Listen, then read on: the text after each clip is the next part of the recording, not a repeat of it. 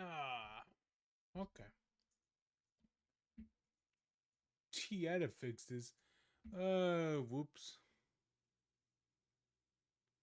I had a small error, but it's okay. Oh, my lord.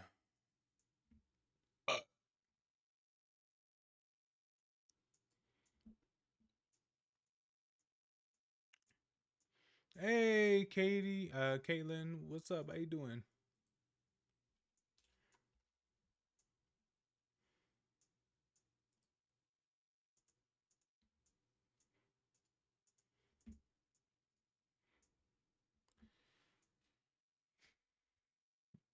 I'm good. I'm good.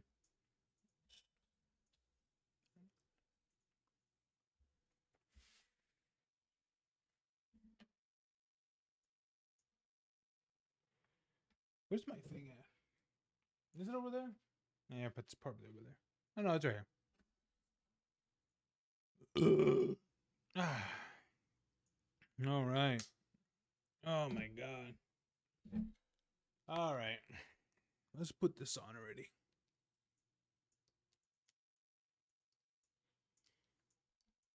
Boop boop.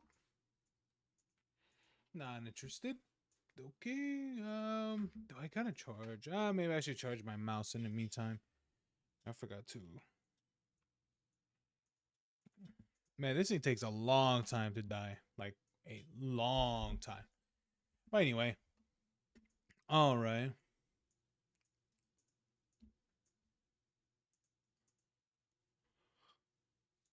Oh. Ah. But yeah, Kaylin, I'm good. I'm good. See what I put in the art. I think I saw something, but it didn't get a full look on it. I was busy. Oh, okay, I see it now. Okay.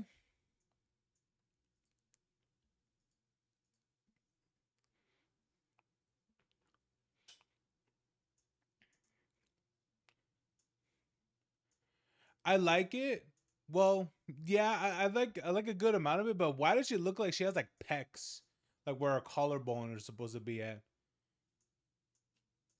Isn't that supposed to be there when like is either that's supposed to be the collarbone or she has pecs on her tits?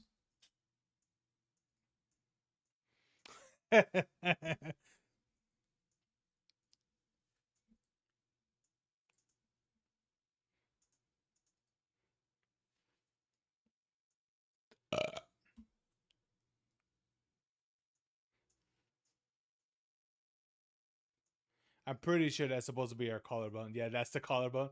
Yeah, I'm like I'm pretty sure that's supposed to be the collarbone.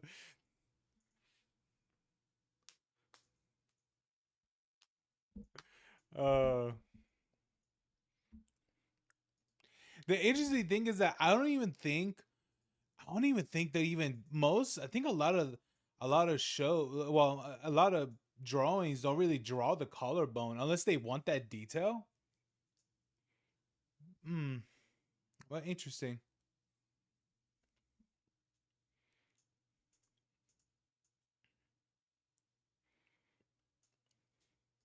I don't know, but anyway. Yeah, it looks cool. It looks cool. Clearly still working on was it clearly still working on the fingers. uh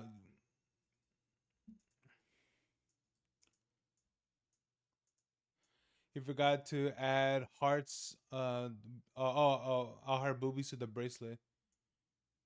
Oh, you forgot. Oh yeah. Oh yeah, right there. Oh, I see it. You almost I see. I'll be honest with you, I didn't even see that detail till you pointed it out. I'm like, oh, okay. Jesus Christ, the way her fingers are, what is it, on her hip.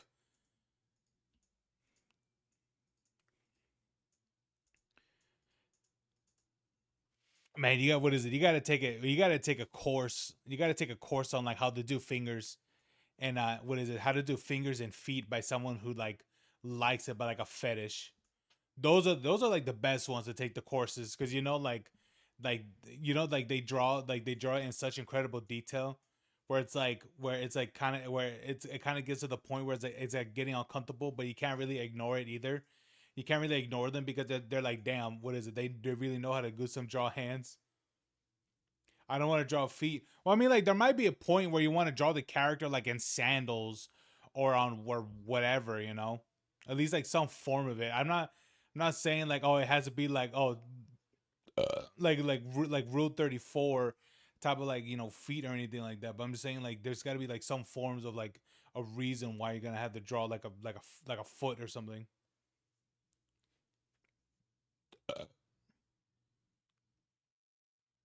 Cause that's what I hear. This like that. That's what I hear for so many artists. Like that's the two complicated parts of like drawing on the when it comes to drawing characters. It's either the hands or the feet or both of them.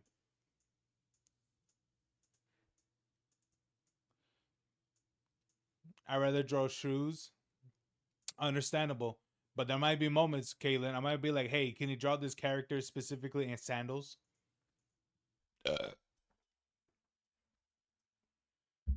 Just saying.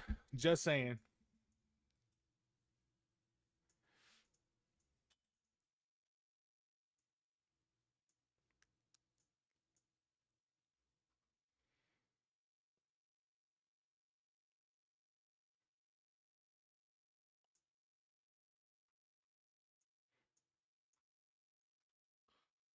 Oh my god. Okay.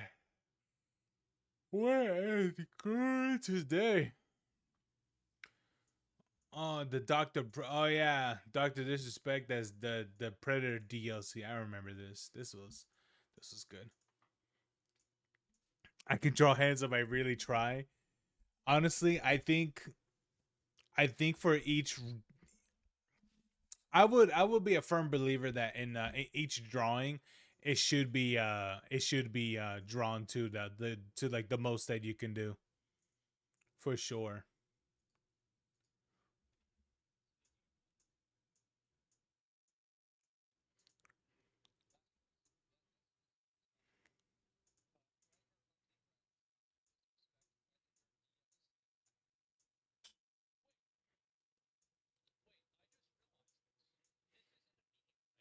No,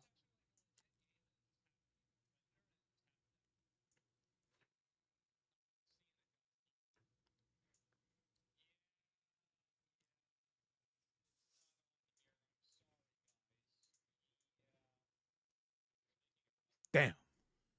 I wanted to buy the DLC.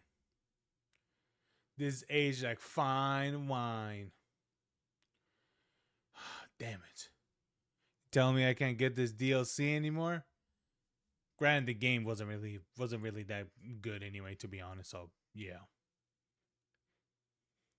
is the Halo Helldivers crossover really happening? I don't think so. I send you some art where the hands look good. Oh, okay. Oh, there you go.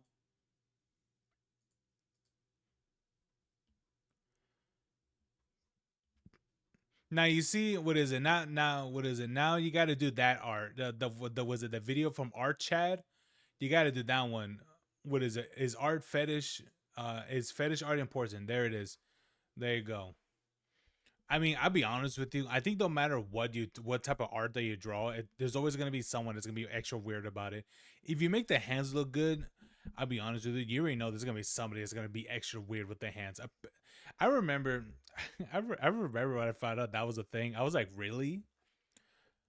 But honestly, by then, like I already knew about like the feet thing as well. But I was like, I thought about it. I was like, okay, that makes sense.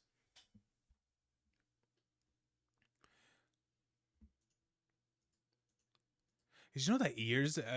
Apparently, ears is also a fetish as well. Which I was like, what?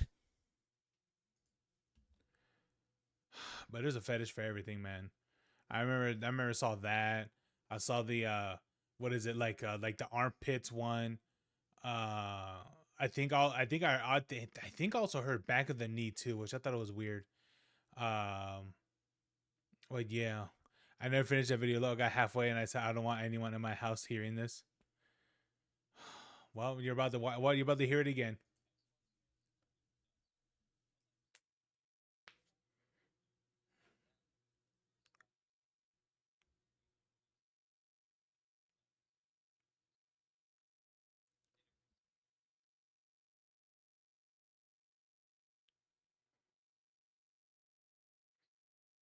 Oh, you can't hear it. Oh, the thing's updated. All right, I forgot.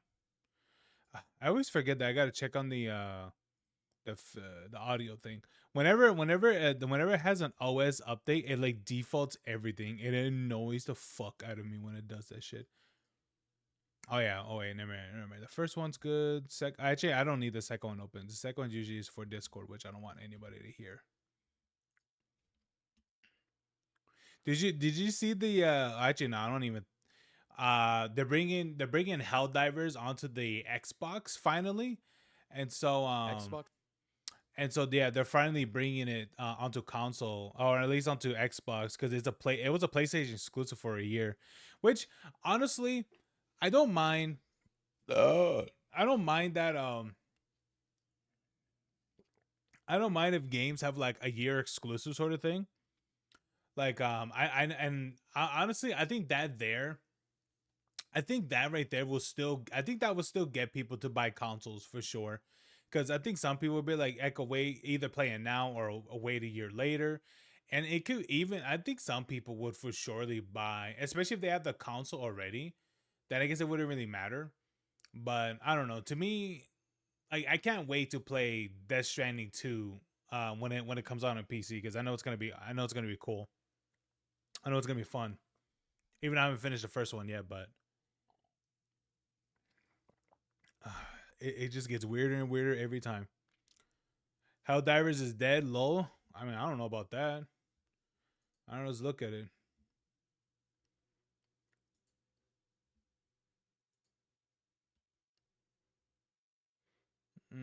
27,000. I don't think that's really dead. And then this is only on Steam. I mean, how is it on what is on PlayStation? And then on Xbox, it's probably gonna be another like 100,000 probably.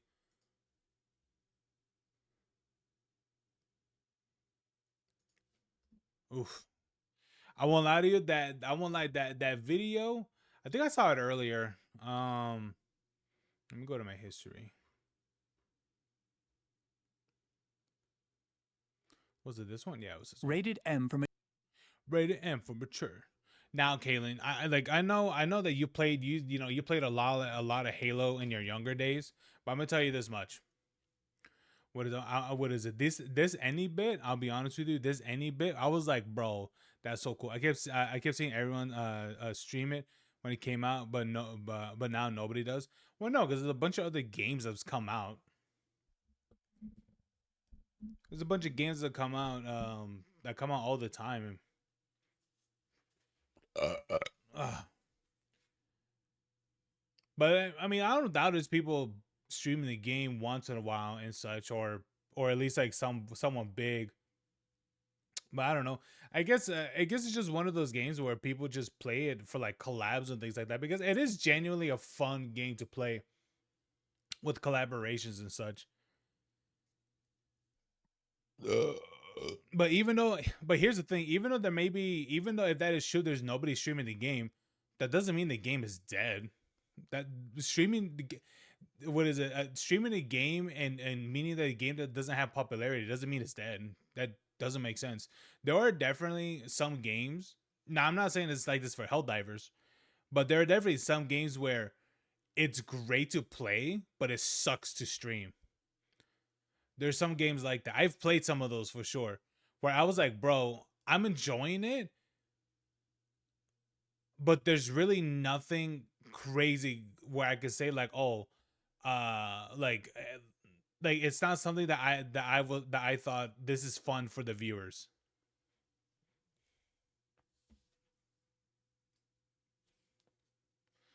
It seems like it died after what Sony did. I believe all that was lifted. So a lot of people did come back to the game. I'm gonna lie to you. I think you will see numbers spike and things like that, like on weekends. It always happens for games, 100% now. I forgot what game it was in particular that did that. Oh, you know what game it was? What game was it? Oh no, it was Stellar Blade. Yeah, I remember the numbers that the game was polling when it first came out. Um, can I see that the Steam charts? Charts. Girls Frontline. Jesus, Girls Frontline. Now, this right here. Now, this is dead on Steam, but I'm pretty sure it's very popular on mobile. Holy shit. Damn, look at Counter Strike. Battlefield 6 open beta, 500,000 people playing. Damn, that's crazy. That's peak. Dude, look, the PUBG was all time peak 900,000, almost 950. Holy shit. Peak, dude. Oh my god, peak 126, 100, yeah, 26,000 people playing the game right now. Wow. It's beating Marvel Rivals, Rust, some fucking banana game, Apex, Siege. Dude, free to play game, free to play game, free to play game. I think actually no Rust. I think you had to pay like $20 for it. Free to play game. A fucking what is it? What is it? A shitter game where you can play with friends, reaching top five. Which of course that's just right now. But let me see. Stellar Blade, crazy.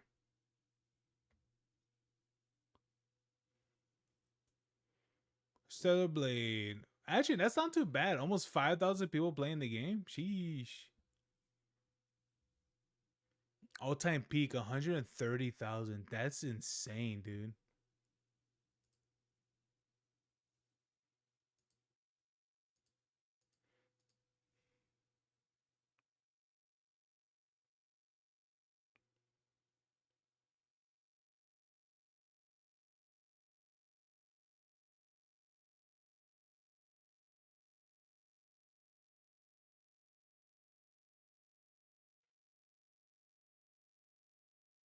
This is all July. Oh, and I'm gonna go to all.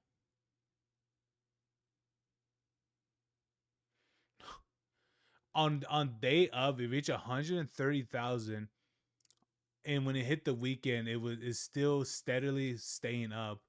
And then it wasn't until days later, like it started going down. Pretty much like a month later. That's when people beat the game already. Man, I haven't beaten the game yet. I played the game on and off, but man, what a game! The funny thing, what's the funny thing, Kaylin, is that all the outfits I remember. I think you saw a little bit of the game. You thought those are mods. It's like no, those are officially in the game.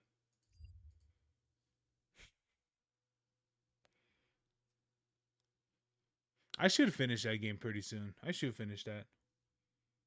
I should do that.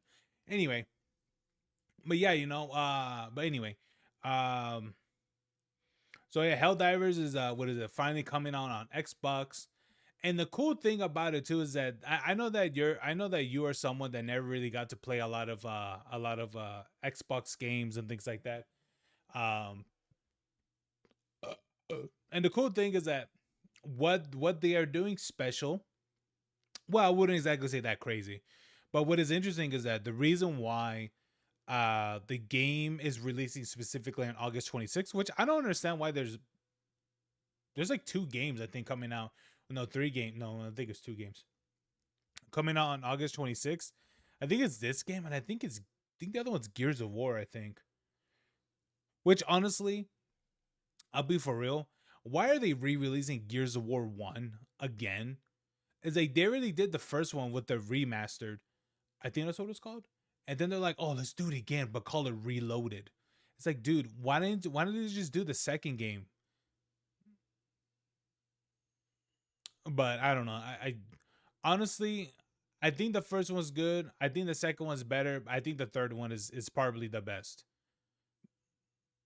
Well, I think the fourth one is really the best in terms of multiplayer. But anyway, so so what they did, so what they're doing right now, Kaylin, for Helldivers is that they're releasing the game on Xbox on the 26th of this month of August, is because supposedly, which technically it is true, August 26th was supposed to be the downfall of the planet Reach and Halo. And if you know anything about Halo Reach, if you know anything about Halo Reach, it pretty much gets destroyed. And it happens on August 26th, 2025. Actually, no, it wasn't 2025, but I think it was like later in the years and in the future. But still, I think it was simply the date. They're like, oh, let's do it on this. Why? Because fucking it's Xbox and this relies on reach and whatever. I honestly, I was like, it's cool. Like I thought, okay, like it's cool and all, but I'm like, from all the days you could have released this on, like you released it on the, like you could have done this like a little bit sooner or something. I don't know. Doesn't really matter to me. I mean, I have the game anyway, so. But what I wanted to show you is that at the end of this trailer in particular, which many people speculate that it's gonna be that they're going to have a collaboration with Halo, probably with specifically having ODST armor, mainly because of this part, which I think is just, it could be a teaser or it could be just like a like a homage sort of thing, which I think that's what it is. It's more of like a homage sort of thing.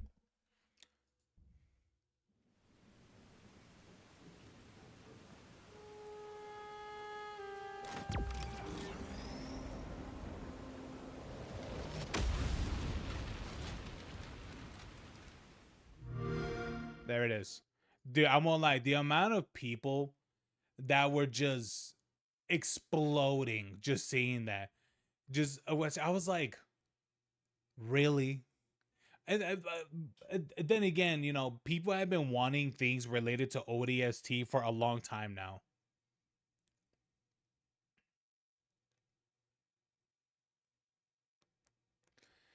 Halo ODST crossover does respond in major win, blah blah blah, and honestly, I'm not really keeping up with any of this shit. But Doom guy, shut up. Technically, you can have Doom guy mods, which does make it more interesting. But yeah, I think so. Yeah, I think you can have an armor of that guy. That Xbox and PS sequence makes you feel like we're in a simulation. Xbox startup, then PS logo, absolutely peak gaming history moment. Well, I don't doubt that's what happens when you on PlayStation as well.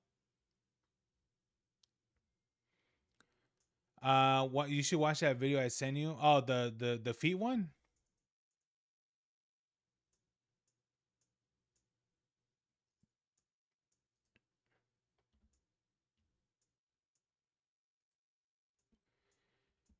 You talk. What is it? You talking about the feet one, Kaylin?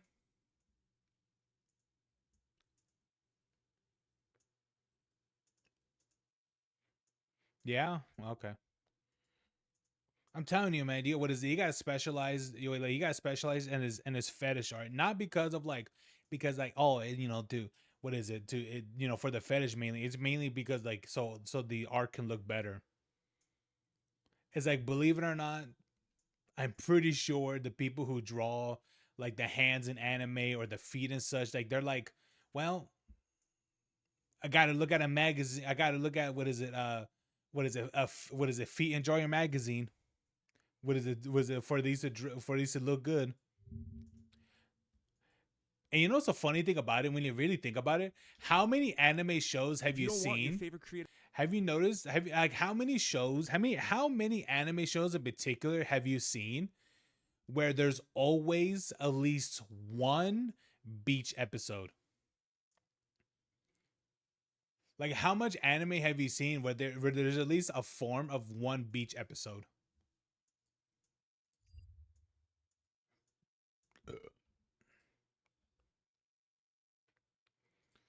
For me, it was a lot. Yeah, a lot. Now, you gotta beg the question. Now, you really gotta look. Next time when you watch anime, when they have a beach episode, look at the character's hands and feet. You're gonna be like, damn, they really drew the detail like crazy. And I don't mean like crazy to the point where they're actually drawing like the skin texture and things like that. But they draw it accurate enough where it actually looks good. And they do that for a reason. Because they have to draw those characters like thousands of times and shit. So they're just like, you know what? It's just second nature at that point. But okay, here we go. Okay, here we go. What is a fetish arts video that Kaylin really wanted me to watch? This is definitely going to be put up. Into the YouTube channel for sure. But anyway, let's see how interesting that this goes.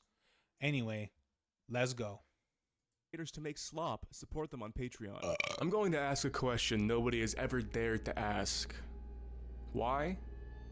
Because it's a f***ing stupid question. Yet it's a question that will lead us to deep insights. Insights about what we value as a society, and what we define as beauty.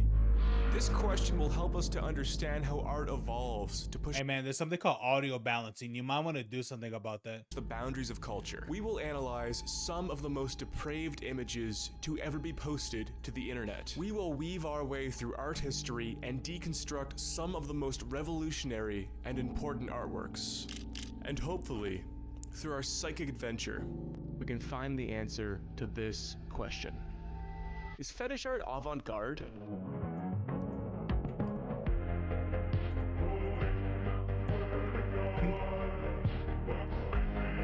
Art Chad, the best to ever do it.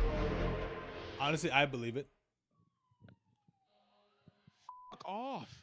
9/11 has to happen right now. Fetish art is something that eventually infects every community on the internet. Like a cancer, it's something most will never think about until they come face to face with its presence. And also like a cancer, it varies in severity. Some is tasteful, born from the hands of skilled craftsmen who want nothing more than to walk in the footsteps of their favorite artists and cartoonists. Dude, I won't lie. The person who did that, either one, I mean, this kind of does, I mean, either one, they spend a lot of time doing this, or this is AI art. But I have seen art that looks like this. So, I've seen some that where they spend like hours like drawing shit like this. Absolutely. It's pretty cool. I like it. However, some is so depraved, so abstract, viewers can't help but gaze in awe like some sort of freak sideshow, engaging briefly in the world of someone you didn't know existed, only to scroll past it as fast as possible and pretend nothing happened. Sadly for me, this video is not about the work that could be deemed acceptable. This is about the outsiders, the trailblazers, the psychonauts. For it is here the bounds of the human mind are pushed to their limits. Take, for our first example, Forever Real Tied Up Basil, an artwork posted to DeviantArt on September 7th, 2010 by user Ray15. This image depicts Basil of Baker Street from the 1986 Disney film The Great Mouse Detective. Basil is bound in rubber bands forever real, a word that Ray15— I won't lie to you. I think if you didn't even name what the character that was supposed to be, nobody would have known what that was. The people would just been like, oh, you just draw the mouse in bondage, and that's it. Made up for the purpose of describing his abstract work. Also, I believe he's trying to create an adverb for forever without realizing that forever is already an adverb. Anyways, in this comic, Basil's insides have been deletized, a process in which one's internal organs are turned into deli meat and cheese. A word that Ray15 has also made up. The style is the bare minimum you could do in MS Paint. Big round shapes, paint bucket fills, and thin black outlines. The kind of thing you did for fun when you were a kid, right. But the only issue here is that Ray15 was 26 in 2010. But the best is yet to come. Yeah. Nested above this image is a wall of text describing what is happening in the scene. And as a treat for you, I've hired my low-frequency friend Duncan Clark to read the text, and he'll be reading it to you like a bedtime story. Forever Real Tied Up Basil. fully permanently delatized, full permanent baloney head, and a full permanent baloney body, with 2 permanent baloney feet, a permanent pastrami nose, and a permanent baloney ham and cream cheese tongue, 2 permanent ham lips, and a mixture of tomato, pizza, barbecue, and taco sauce, running through permanent baloney veins to all permanent baloney organs and permanent baloney insides, as foreverally tied up basal blood type, fully wrapped, all foreverally tied up all over, from fully delatized head to fully delatized foot, rope mummified, leaving only head and feet visible through bondage. This is just one of 11 images on his DeviantArt page, following the theme of cartoon mouse being forever bound and delatized. They sit among other posts of colored pencil mice, MS Paint battle axes, and this questionable piece entitled Fantasy Flag, Finland. But I've chosen this image Finland. What the fuck? as it's the best example of what makes internet fetish art so fascinating. Fetish art's so abstract, so idiosyncratic, that Ray15 is probably the only person to have ever thought about this and be aroused by it. There's a novelty here that the great art— Yeah, that's what I'm saying. Is like, so does this person like the idea of being wrapped around in in a bologna burrito, and and things like that? Is just like, is that just their thing? And second of all, like, what made that your thing to begin? You know what this sounds like? This sounds like somebody who just got like warm bologna and touched it against their skin and thought, yes. You know what this sounds? No. You know what this sounds like more? This sounds like this is someone who is very, very touch starved, and I mean very touch starved. Like, that's what this sounds like. Like, this person really needs human contact, but they don't even know, like, they're very desperate for it.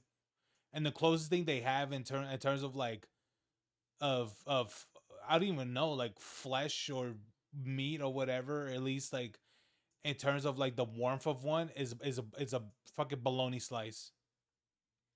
I don't know. I'm trying to connect the dots, but yeah, I'm gonna believe this person touch starved 100%.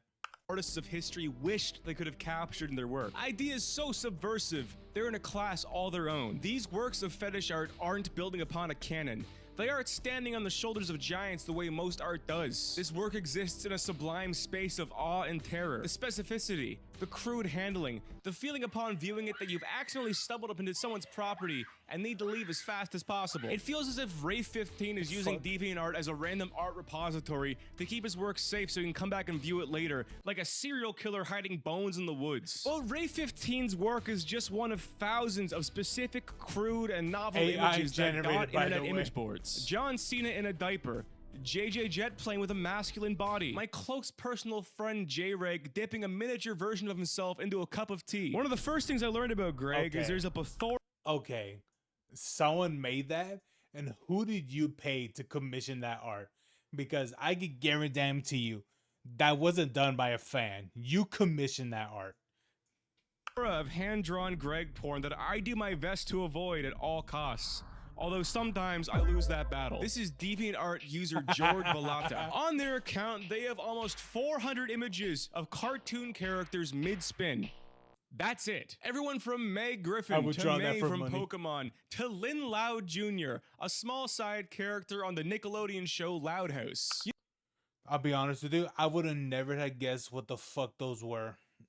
Like, some of them that you could pretty kind of see, but for a character like that, like, yeah, no. You know what? Just search tornado spin on DeviantArt and you'll find like hundreds of people who only have portfolios comprised of characters in mid-spin. There's so much variety in— I won't lie.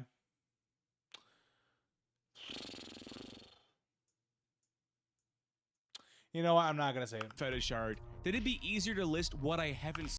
Wait, what was that? Wait, what was that? Wait, gotta go back.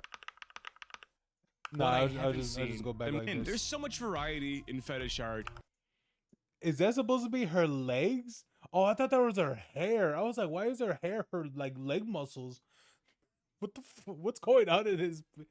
What is up with what is going on in this piece in general? That it'd be easier to list what I haven't seen than what I have seen. But what's so alluring about this work? Oh, the flan fetish. Oh, that's interesting. It's like it reminds me of like when people like to get crushed. I feel like I've seen I feel like I've heard stories like that where people died by getting like by getting crushed and things like that, but they really liked it and such. Why is it that we keep making videos on it, reposting it, and talking about this work? You clicked on this video, so you're obviously interested. It's clearly a fascination. No, I was shared this video by someone who very much who very much likes very particular art. And so do I too. Like this one in particular, what I'm seeing right now. Very much so. But yeah. That goes beyond morbid curiosity. There's something deeply moving about these images that isn't entirely obvious if you just Oh my god, is that real? Honestly, I don't even look I don't even really watch Brett Cooper's channel, but yeah, she knows what she's doing. take them at face value as weird internet fetish art. It's only when you accept the fact that these images may have artistic merit that you can understand what makes them so special, and furthermore, what makes them avant-garde. And it's only when you gain the context of art history that these images begin to make sense. And to get that, we have to go back to the early 19th century at the precipice of modernism, when the function of art in society shifted and our understanding of beauty was usurped from aristocratic institutions and reborn to represent new futures and the common man. It's the birth of the avant-garde. Browsing the internet without a VPN is like sitting at a coffee shop and announcing everything. I kind of got like the CJ thing going on right now, but you know what the difference between me and CJ is? CJ drinks big Napa Cab Sauves, and I drink bourbon. I'm drinking Heaven Hill bottled in bond. 7 years old, 100 proof, straight out of Louisville, Kentucky. Fuck with me. Art, as we understand it, is a relatively new phenomenon. Looking back at the last 100 years, we have an immense variation of styles, all trying to capture something different.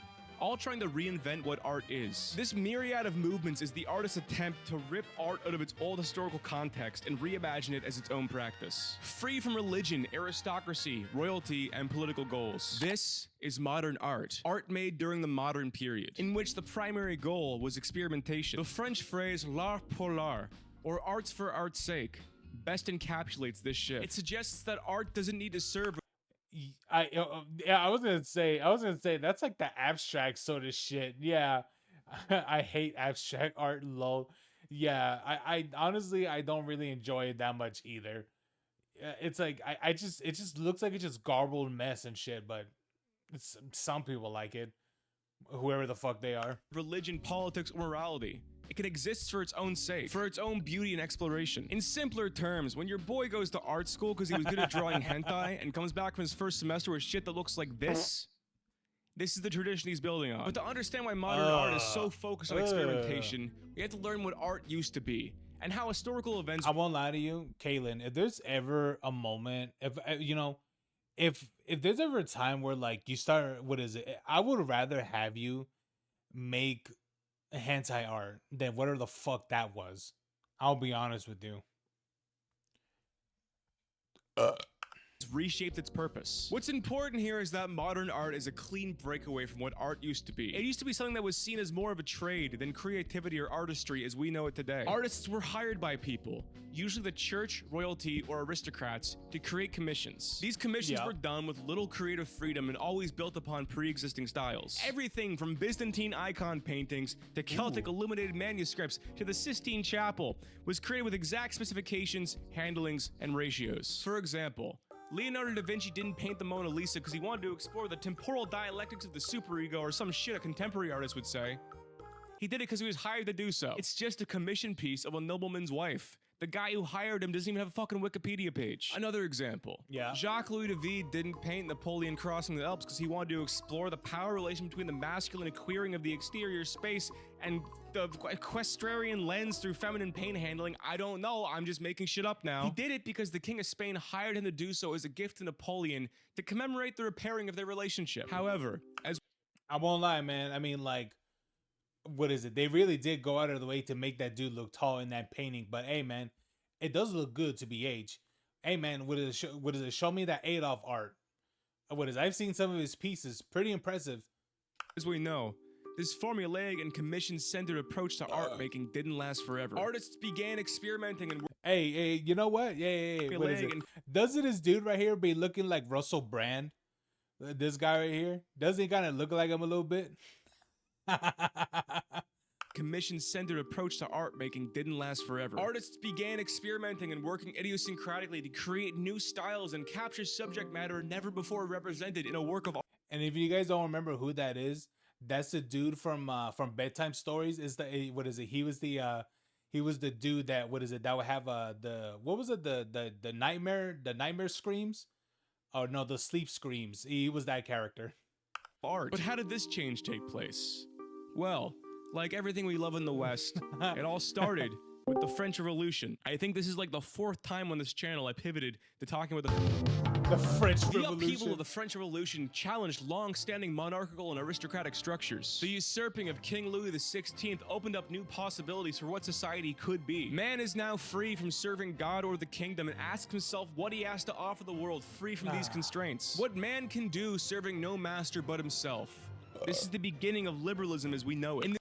Hey man, for the way how things are going right now, what is it, socially, I think there might be another revolution. This newfound freedom dialogue began to take place on this very topic. Without the king, the social functions of art, science, and technology were called into question and had to be reinvented. Enter Olin Rodriguez, the French thinker who coined the term. Dude, imagine if he had all these paintings in his house.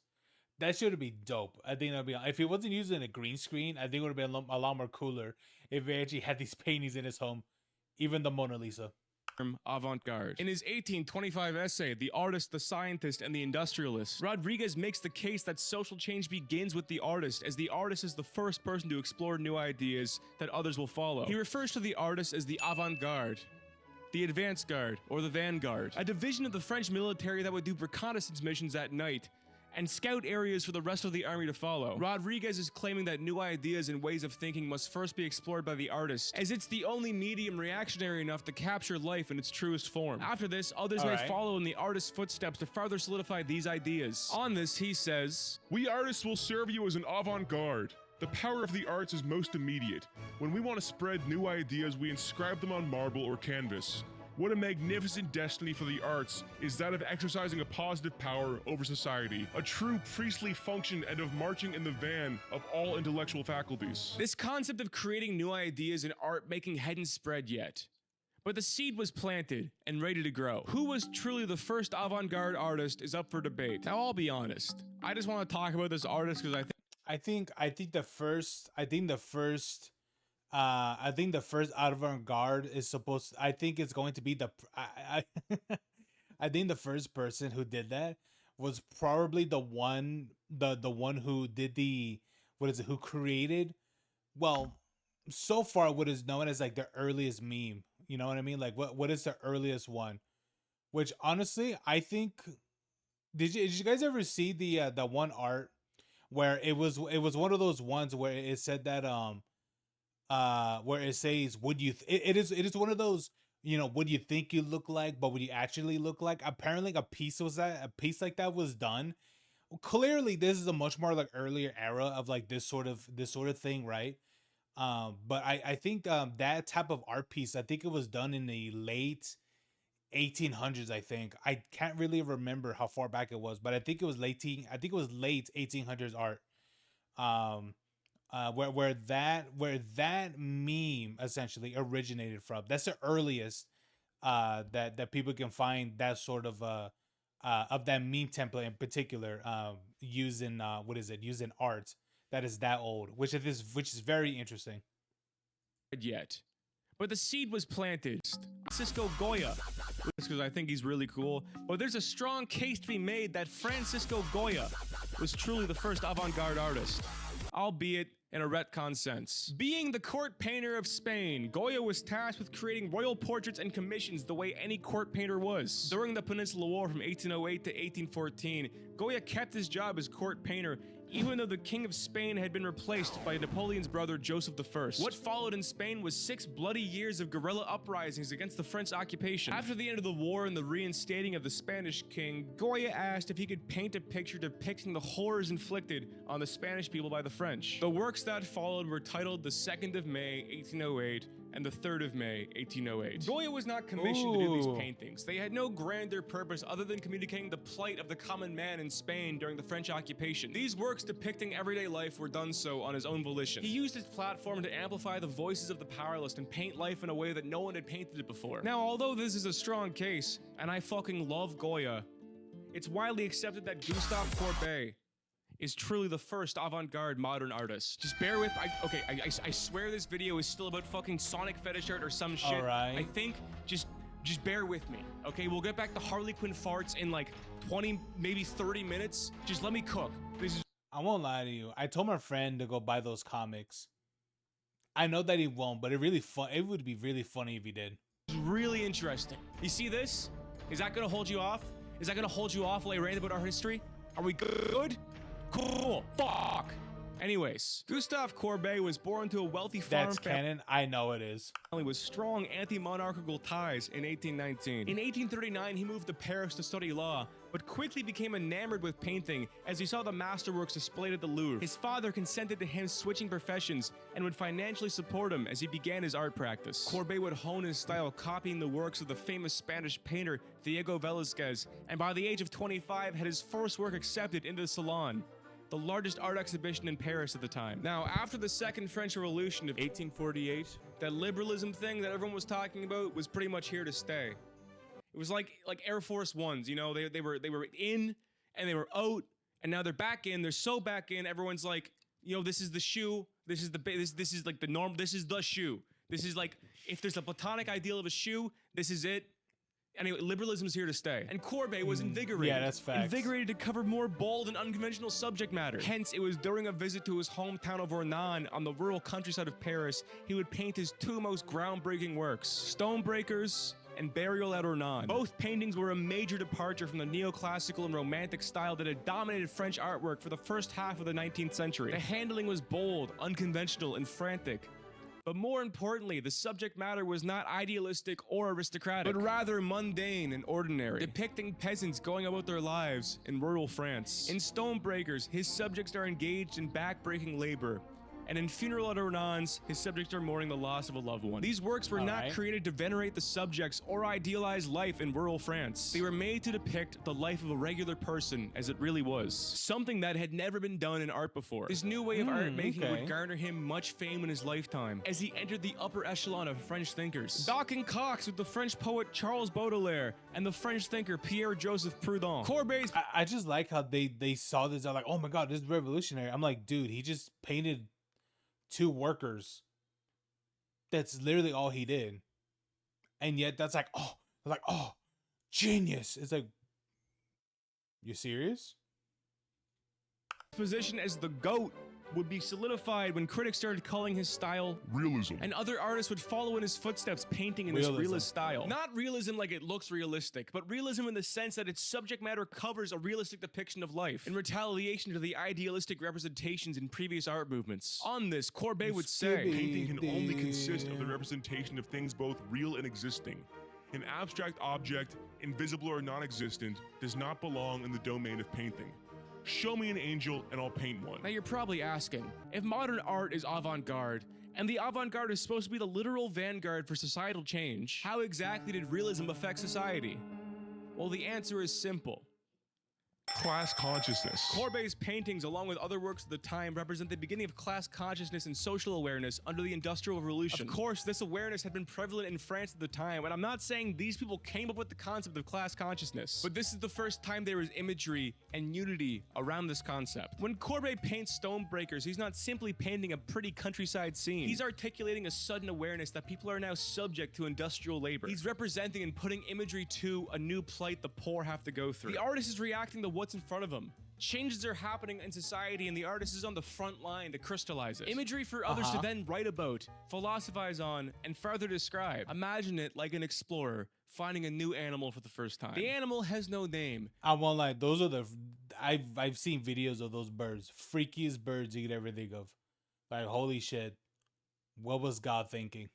Nobody knows what it does, how it eats, how it lives. Nothing is known about the animal. But the animal exists. And for the first time, it's there in front of you. And now the real work can begin. Drawing porn of it. Realism will begin a long line of art movements exploring new ideas. Oh, what is it? I know of that. The Drawing porn. Oh yeah, what is it? I know of this. It's uh oh my god, it has a specific word. It's like I'm pretty sure if you just look up what is it? What is it? What is the word? What is the word for drawing anime? What is it? Objects into anime girls. And then like it'll tell you. It's very much a thing. The word is hentai. No. It's an actual word where it's like they'll get like like everyday objects, and they'll make them into anime waifus and things like that. You remember like what was it like? Was it 4 years ago? 4 or 5 years ago, where NASA discovered what is it? What a black hole looks what is it? Where a black hole looks like, and then people make and then later and then like shortly after people made what is a black hole chan and things like that, and then people did Earth Chan as well, and then all the other ones. Yeah, there's a specific word. I forgot what it was, but there's a word for it, 100%. Of it. Realism will begin a long line of art movements exploring new ideas, breaking down form. And yes, you may think, yes, objects, yes, everyday objects. Like someone literally anime-fied Clorox. Yes, they did that. And asking what art can do for society. However, it was still using the visual language of the art movements that came before it. Courbet was, after all, a classically trained painter. It wasn't until the next generation of artists that the form of painting itself would be deconstructed. The artist Edouard Manet would follow in Courbet's footsteps, capturing this new thing called modern life in France, but would do so in a much different way. Manet's 1860. I mean, do you mean it's called Object TF? I don't know. It's honestly, I don't remember it being in English. It was more like a Japanese word, so I don't know. 63 painting Luncheon on the Grass would disrupt all conventional knowledge about art with its subject matter and its paint handling. The painting was submitted to be shown at the aforementioned salon, but was rejected along with 5,000 other artworks. So many works were rejected from the salon that year that Napoleon III would have to create a second exhibition just to deal with the public outcry of the salon's elitism. What became known as the Salon des Refus was held across the street from the original salon and was to include all the rejected artworks. And to nobody's surprise, this atrocity exhibition would prove vastly more popular than the original stuffy status quo salon, as thousands flocked to see the work that was deemed unworthy to be seen by the public. Front and center at this exhibition would be Edouard Manet's Luncheon on the Grass, which is perhaps one of the most controversial paintings in history. Now it's current year. We've seen poo-poo art. We've seen pee-pee art. This video opened with fucking deli meat MS Paint mice. What on earth could possibly be so controversial about this painting? 1.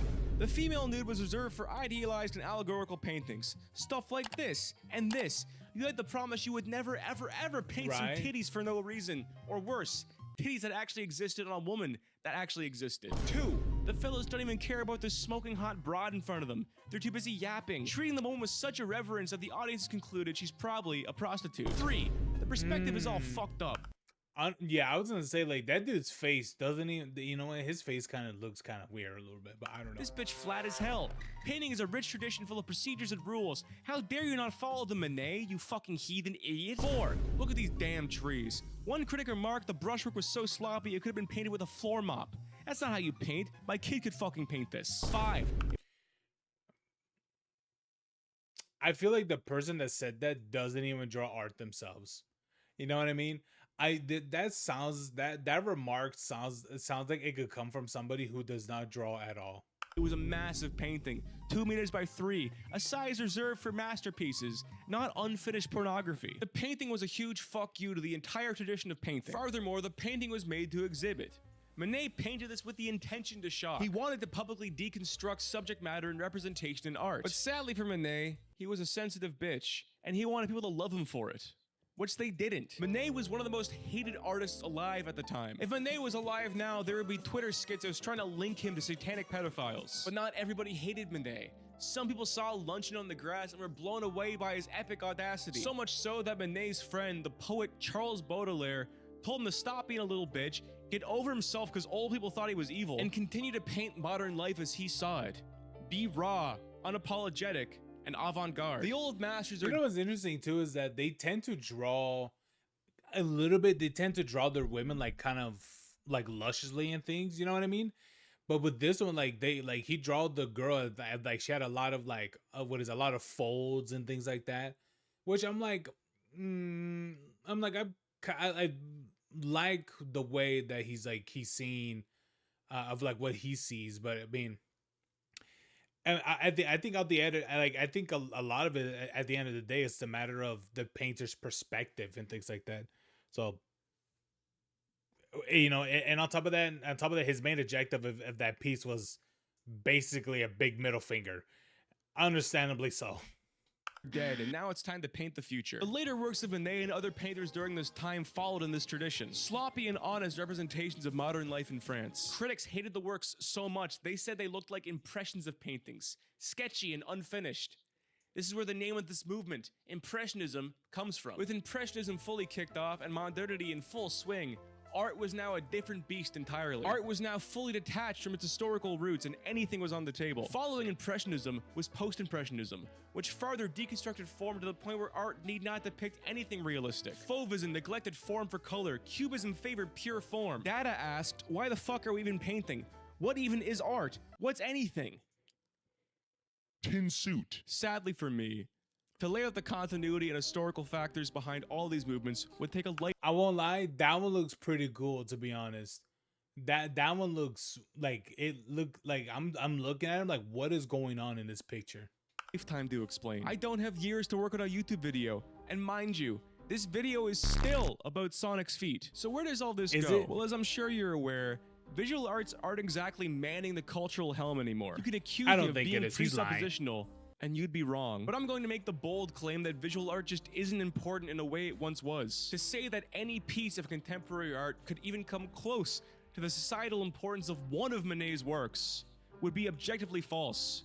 And I will fight anybody on this. Thousands aren't flocking into the galleries to see the hot new artists. The news isn't ablaze with scathing critiques of paintings or sculptures. Visual arts just aren't fighting the fight they once were. Sure, there are still famous artists like Kaz or Jeff Koons, but this art isn't avant-garde. It's not asking anything of you. It's not exploring anything. And yes, that includes the Kaz Reese's Puff collab. Traditional forms of visual art still exist, but they are no longer avant-garde.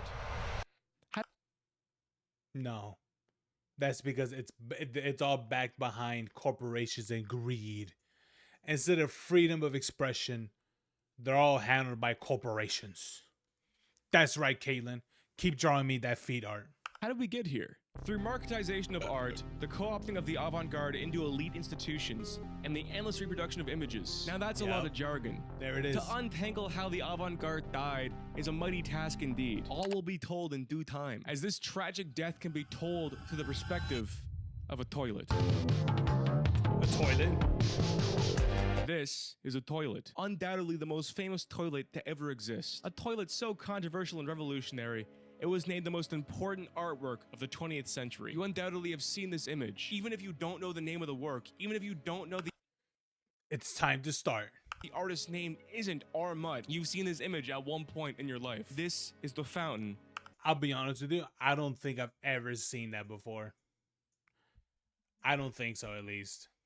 By Marcel Duchamp. This work of art will be the main character in our story. We'll follow it through its inception, life, and slow decline, as the story of this artwork lays out the death of the avant-garde. A story that can be mapped onto all artworks and movements that were at one point revolutionary, as replications, markets, and institutions eventually destroy everything that was once radical. Through this porcelain epic, we will learn not only how art dies, but why the internet might be its rebirth. In 1915, Marcel Duchamp, a young, nihilistic, but accomplished painter, made his way to New York City to escape World War I. The years prior for Duchamp saw him excel as a Cubist painter, with works like Nude Descending a Staircase No. 2, which put him at the forefront of European artists. Through his local success, Duchamp grew tired of painting, as he deemed it incapable of being socially challenging. In search for a more subversive field, he took a step back to learn math and physics in the early 1910s. This was until Nude Descending a Staircase was shown in America for the first time. With the painting producing so much hype, he sold 4 of his works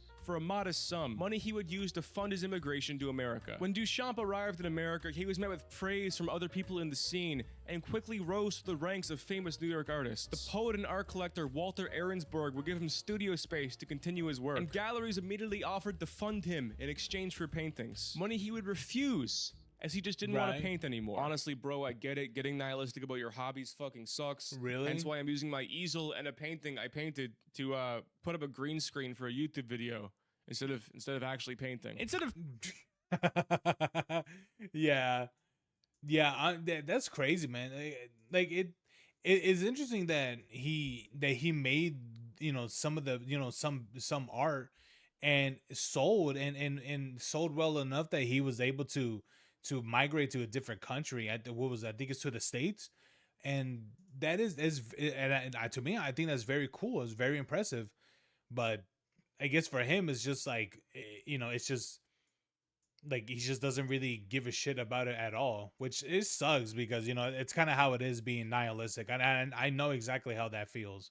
painting and getting rich, Duchamp would fund himself by teaching French to Americans and would work on a single piece titled Large Glass, a piece he would work on for 7 years and never finish. Between 1915 and 1917, Duchamp would help found and direct the Society of Independent Artists, one of the very first art collectives to grace New York City, and they were set to hold their first exhibition in 1917, which at the time would be the largest showcase of modern art in the world. This exhibition was to be unjuried, allowing any artist who paid the fee to have their work shown in the exhibition. In preparation for this, Duchamp began painting once more to grace the exhibition with one of his masterworks, something that would surely attract a lot of attention. However, when the Society of Independent Artists began curating the show, Duchamp's painting was nowhere to be found. But among the submitted artworks was a bizarre piece. Surprisingly enough, that he actually kept one of those. I thought he sold that one, but it didn't really say that he did, so I just made the assumption. Single urinal with the artist's signature, Armut. Nobody knew who Armut was, and they couldn't trace the piece back to its creator. The submission stirred much debate among the society until it was decided the piece would not be shown in the exhibition because it was considered not art. Now, nobody knew this at the time, but it was in fact the director Marcel Duchamp himself who submitted the piece. He did not speak up on the deliberations about the work, choosing to remain silent just to see what happened. During the exhibition, without revealing that he was the artist behind the urinal, Duchamp would step down from his position as director of the Society for Independent Artists. He would do this in protest of the work being rejected in the allegedly unjuried exhibition, and would withdraw the painting he was supposed to submit. A painting that never actually existed. The piece was lost forever after the exhibition. Given the fact... Wait, so he withdrew a painting that never existed.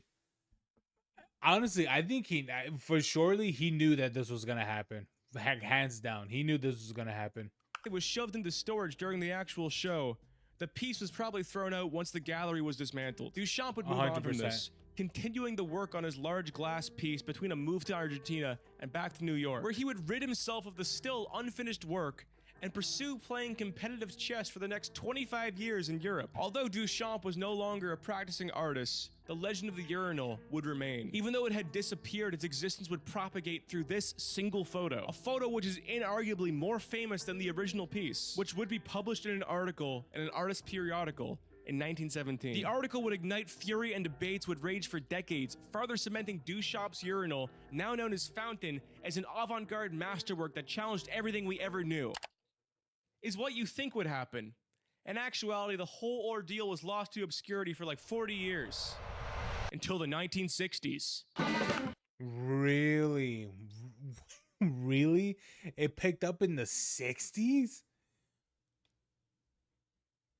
Damn. Damn, imagine being that dormant for that long about an art piece and nobody really bat an eye about it till 40 years later. Wow. The art movements of 1960s New York once again called into question what could and couldn't be considered art. Pop art, with its use of ready-made consumer goods and replication of images, reignited the old debates centered on Duchamp's Fountain. Duchamp had spent the okay. It's like when oh man, I kind of wish that was a thing still, and what is it, doing like parody art and things like that. it was still a thing. Yeah, that was pretty popular. I believe it was the 60s and 70s. I think so. Last few decades helping artists curate work and writing art criticism. During this time, Large Glass, the unfinished thing he worked on for 7 years, which he ended up selling to Ahrensburg, would finally go on display in 1954. After its debut at the Museum of Modern Art in New York, Duchamp was once again, for the third time in his life, a famous artist. Now an old man, the hype around his work caught up with a younger generation in New York, who would venerate him as the grandfather of new modern art movements. And it was only now that Duchamp's authorship of The Fountain was finally revealed. An artwork that was now canonized in the history of avant-garde art. With so much hype around Duchamp at the time, galleries all over America and Europe would hold retrospectives of his work. And of course, they wanted The Fountain to be part of this. There's just one issue. Yeah, the issue is that was thrown out and most likely destroyed 100% in the process. Hey, Williams, how you doing, baby?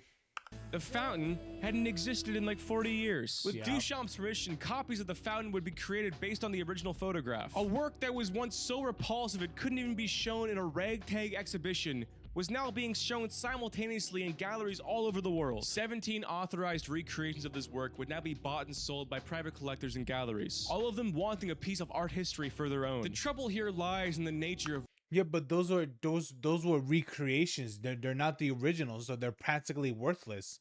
I mean, maybe it would be a little bit different if it was, if it was done by, if they're redone by the same person. I'd be like, sure, I guess.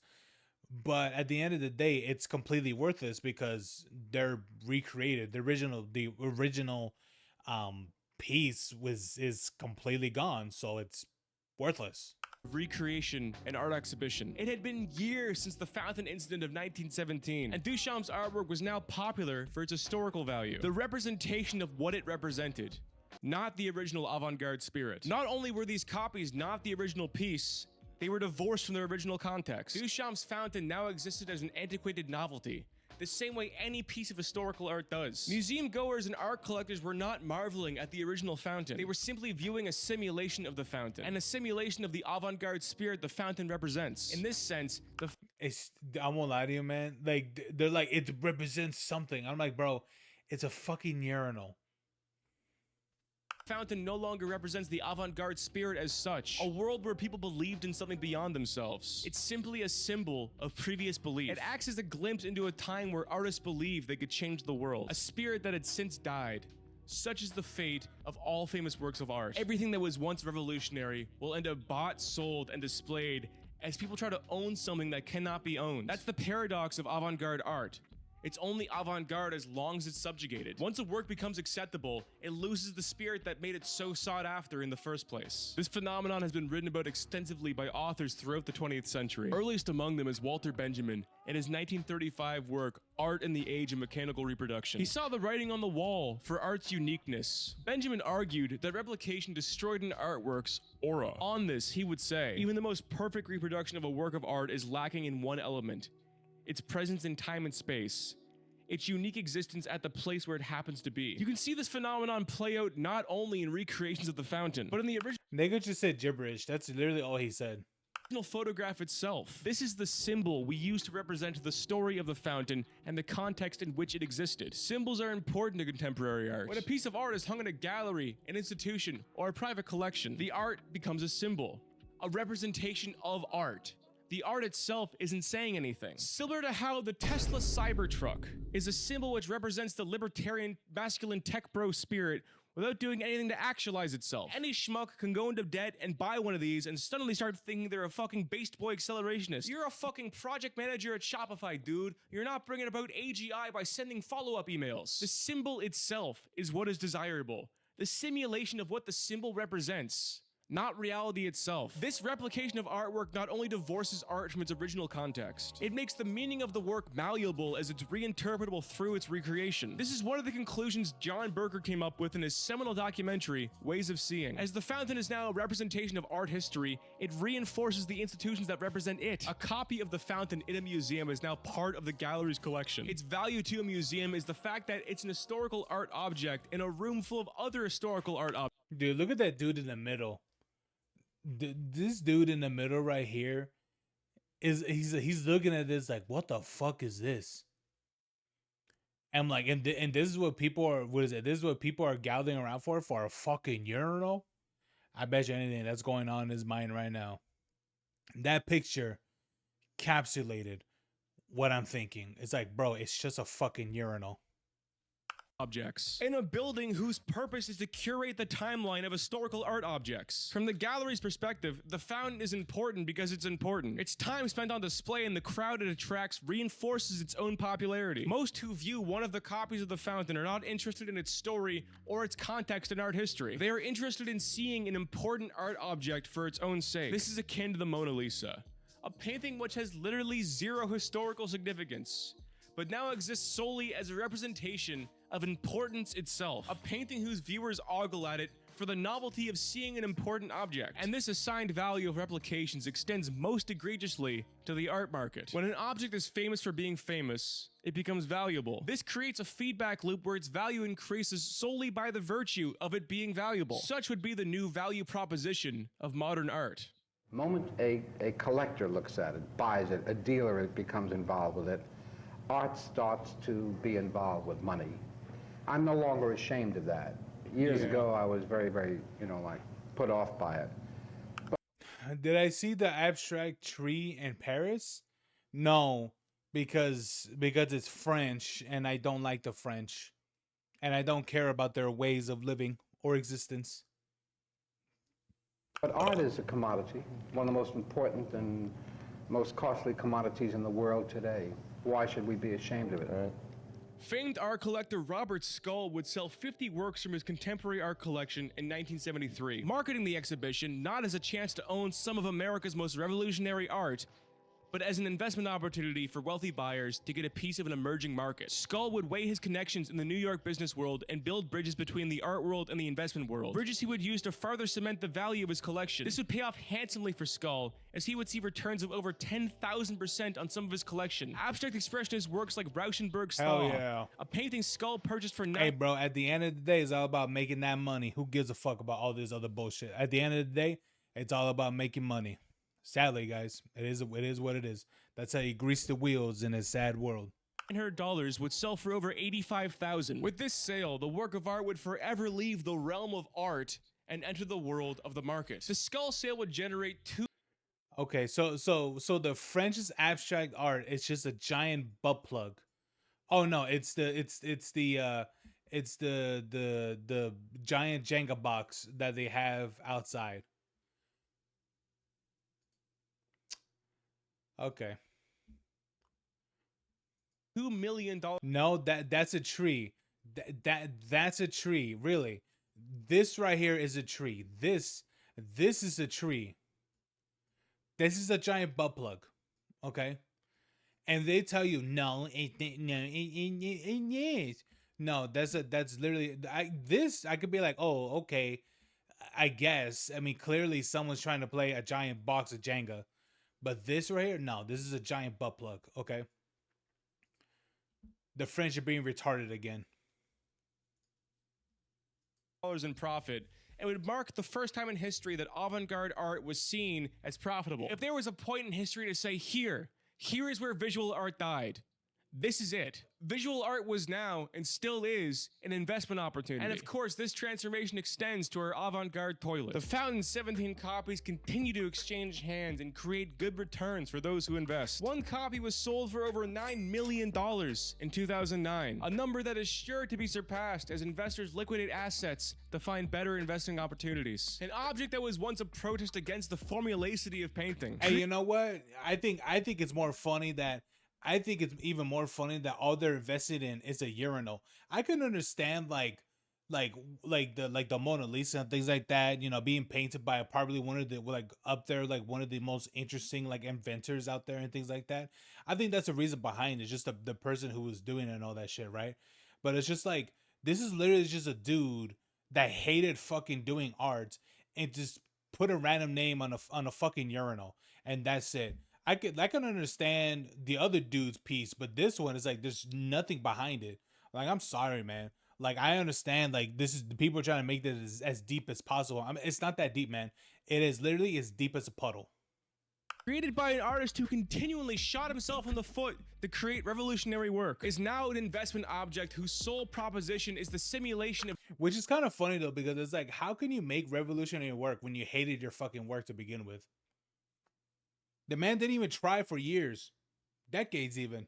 importance and value. It is with this realization we can understand the true death of the avant-garde, institutions, and the market. It's been over 50 years since the Skull Sale, and this transformation is now complete. Complete to the point that investment is solely what creates visual art. Artists are trained to produce investment objects. Artists are told to network with collectors, get their work invested in. It's not uncommon now for an artist's work to go from valueless to being worth millions in the matter of a few months. We have this propensity to venerate visual art as it's something we've always done, but contemporary art is literally no different than an NFT project. Your success as an artist is characterized by the sales of your works. If your work isn't selling, you aren't successful. There's no other metric to judge it by. It's that simple. Visual art is conclusively no longer avant-garde. It's impossible. Well, yeah, because in this world that we live in, I'll be honest with you, man, you need money, and that's how it works. If your artwork isn't selling, you're making no money, and no one likes a homeless artist. For it to be. Just as with Duchamp's fountain, once a work is deemed important, the avant-garde spirit is lost, but the avant-garde spirit will never die. As long as there are new ideas to explore, the concept of the avant-garde will remain to explore them. But if visual arts are invariably no longer avant-garde, where are new ideas explored? This question brings us full circle to the premise of this entire video. The question so stupid that I dared to ask: is fetish art avant-garde? Given the length of this video and my autism for the topic, you'd assume the answer to be yes. And you'd be correct. Partly. Fetish art has all the characteristics of avant-garde art. Firstly, its novelty. What made the artworks mentioned in this video so special is their breaking of norms. The role of the avant-garde is to rip art out of its historical context and present something truly new. Is that not the morbid appeal of internet fetish art? The fact that there are countless million-view YouTube videos vividly describing this work, those exist in part because this fetish art is so unfamiliar to us. None of this work is building upon anything. It has no regard for what came before it. It has no regard for its audience's expectations. Its horrible handling farther proves the artist's sole concern is capturing the immediacy of the idea. I swear to fucking God, Dolly wish- I was like, who's that? Like, what is it? What was that art piece supposed to be? Or that piece supposed to be the fucking... I'm pretty sure those are just original characters. I don't think those are actual, like, whatever other characters. Jeez, he came up with delatized basil. You want to talk about capturing the unconscious? That's the most abstract fucking idea I've ever seen communicated through imagery. That puts a fucking mushroom trip to shame. But that's too easy. To say fetish art is avant-garde and should be taken seriously simply because it's novel doesn't say anything. Fetish art's avant-garde nature is its novelty coupled with the space it exists in. As we've concluded, classical forms of visual art can never be revolutionary or avant-garde. This is because the medium itself has been co-opted by institutions and the market. It's not what artists are saying that lost the avant-garde spirit. It's the vehicle they're using to say it. Painting, sculpture, installations are all neutered. Because of this, the only space left decentralized enough to nurture the spirit of the avant-garde is the internet. It's the last place that can't be owned. It's the last factory of Well, wait, how old is this video? 6 months ago? Yeah, I don't know about that, my guy. cultural production that produces culture for its own sake. No one who draws fetish art on MS Paint is looking for money or fame. By extension, a meme smith isn't looking for notoriety when they cobble together a Wojak comic. They care solely about capturing the immediacy of the emotion, conveying something brand new that often flops, but sometimes revolutionizes internet culture. Think about like the Midwit meme. There was a point, like someone made that for the first time. Okay? Like this is a meme that we all just kind of infer and understand and use for our own devices whenever we like. Me, Elon Musk fucking I'll be honest with you, I didn't even know that had a name. uses it.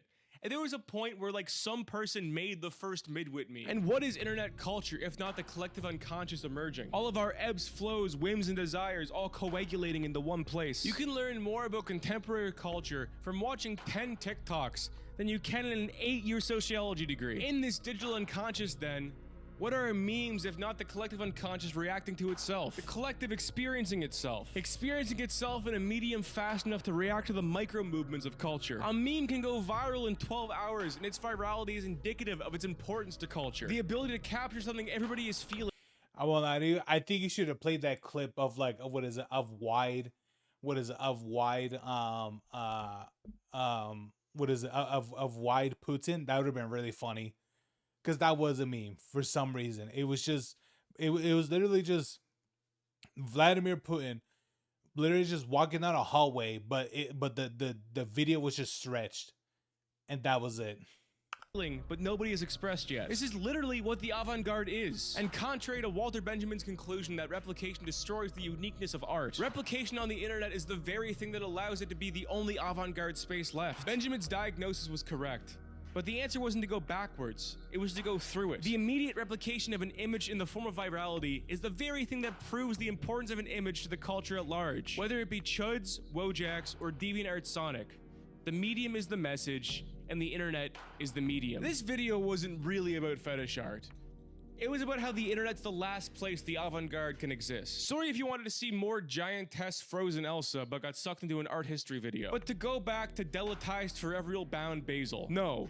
This image is not going to be a symbol of the next cultural revolution like Stonebreakers was. This image is not going to hail in a new style of art making the way Luncheon on the Grass did. This image isn't going to be the precursor to an art movement the way Fountain was. But what Forever Bound and Delatized Basil does do, What he just showed me during this 40-minute video, practically, what he showed me was art is pure bullshit. If you're not if you're not making money, you're not a successful artist. So that's really it. That's pretty much what he told me. I'm like, well, I mean, it is what it is, man. It is what it is. Money greases the wheels. And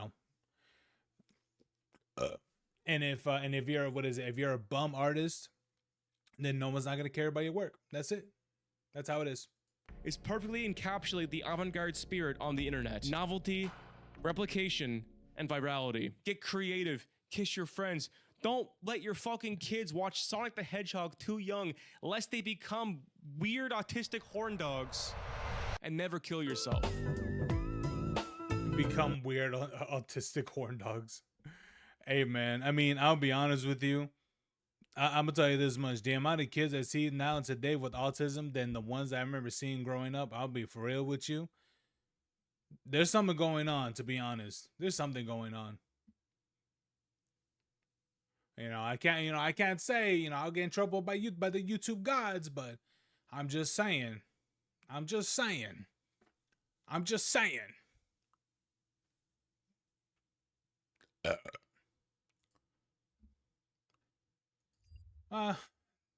Honestly, I give that video like a solid 3. Like it told me about shit that I was like, oh, that's cool, man. But you gotta remember, at the end of the day, you gotta make money. What is it? If you're not making money from your art, then no one's gonna care. There it is. I mean, I understand for some people are like, no, it's this or that or whatever. I'm sorry, man, but it is what it is at the end of the day, man. If you're not making money from your art, then no one is gonna care. It is what it is, guys.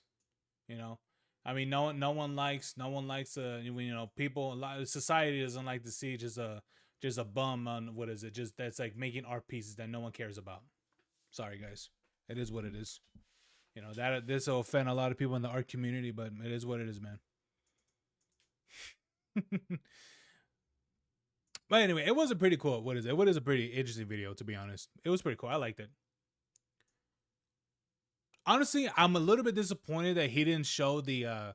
I'm a little bit disappointed that he didn't show the.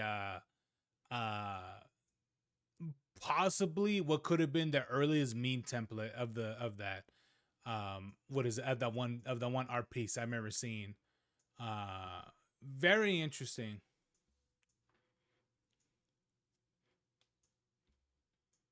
Do you think I can find that?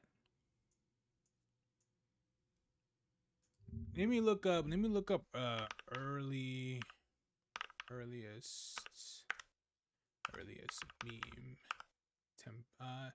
earliest meme. It is this one.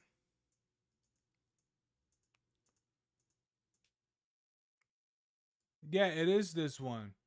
How do you think you look when a flash is taken? How you really look. Yeah, this is one of them. This is 1921. Oh, okay. It was in the 1900s. It was in the early 19. I thought it was like late. I thought it was late 18. So yeah, so far that is to be what is believed the earliest, either the earliest meme template or just earliest meme that we know so far. Which honestly, it could be really true. In 1921, the first ever meme was made. Let's celebrate 100 years of meme culture. Yeah, there it is. It's very interesting. Very interesting, really. I'm surprised he didn't share this one. This I say this one would be pretty important for in terms of like meme culture. But maybe he'll make a video about memes and such that has existed. Because I say that one is I say that one is pretty important.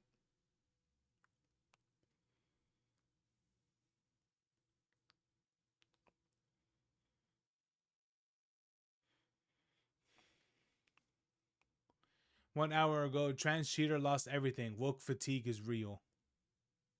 This is 128 minutes. All right. Well, at what part? Okay, there you go. So you could basically watch the Nux video until basically right until the 18-minute mark, basically. Oh no, not even 18-minute. Hold on. Nope, 14, 12. I would say around 10 minutes, and then the whole thing is just a reaction.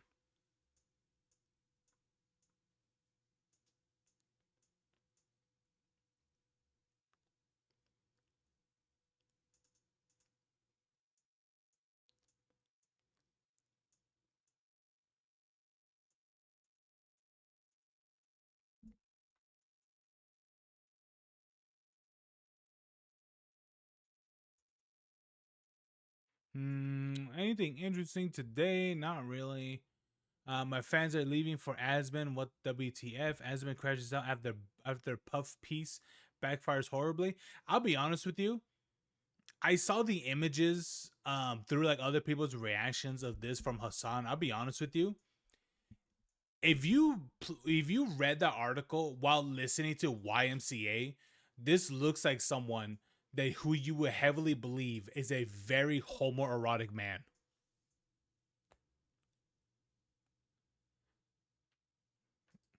Hey, what's up, guys? Riff here. So today we're once again I'm talking just about saying, our like you could literally hear the background. You could literally hear the song. You could literally hear the song of what is it, of YMCA being played in what is it being played if when you read that article.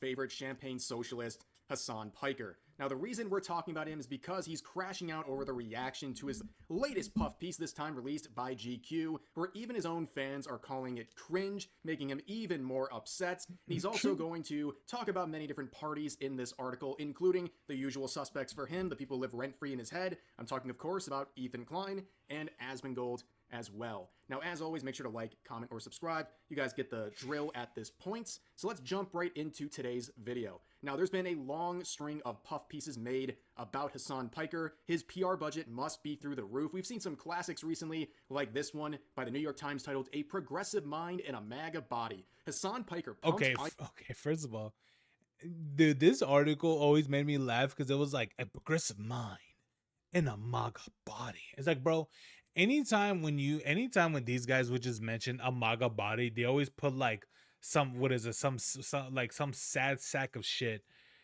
every time. So I'm like, I don't know about that, I'm just saying. Listening to some inserts of a puff piece made me just want to watch Gay Prawn. I mean, you do you, man. But I'm just saying, I'm just saying, if you see, just see, you see the article that was put up by what is it, that was put up by Hassan recently. I'll be honest with you, just look at those pictures and then just listen to YMCA in the background. You're just like, bro, this is literally what those pictures would make you think that he is a absolute gay man. Like, I'm sorry, no dude is posing like that. What dude poses in the bathtub with their legs spread open and shit, or like laying down in the bed with those short shorts on and things. I'm like, come on, man, come on.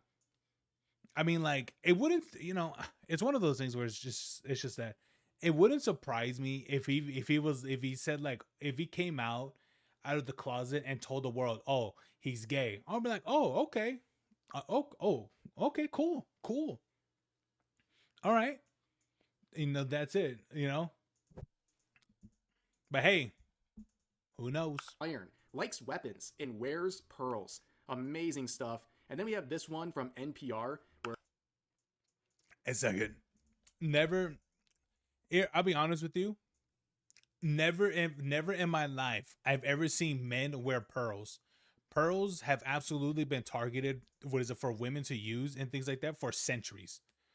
And you're telling me that this dude like likes to wear pearls? Just saying. Just saying.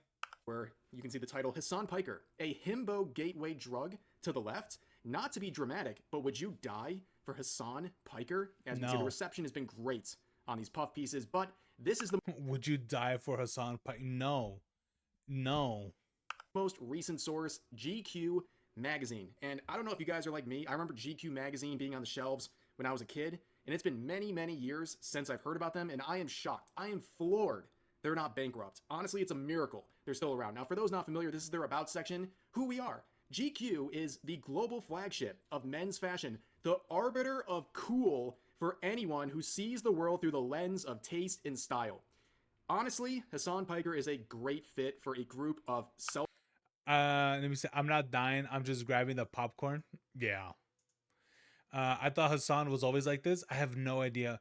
Honestly, I from some of the clothing I've seen from him, or at least from some of the pictures I've seen, from other like reactors and stuff, I never really saw that per se. I guess I don't know.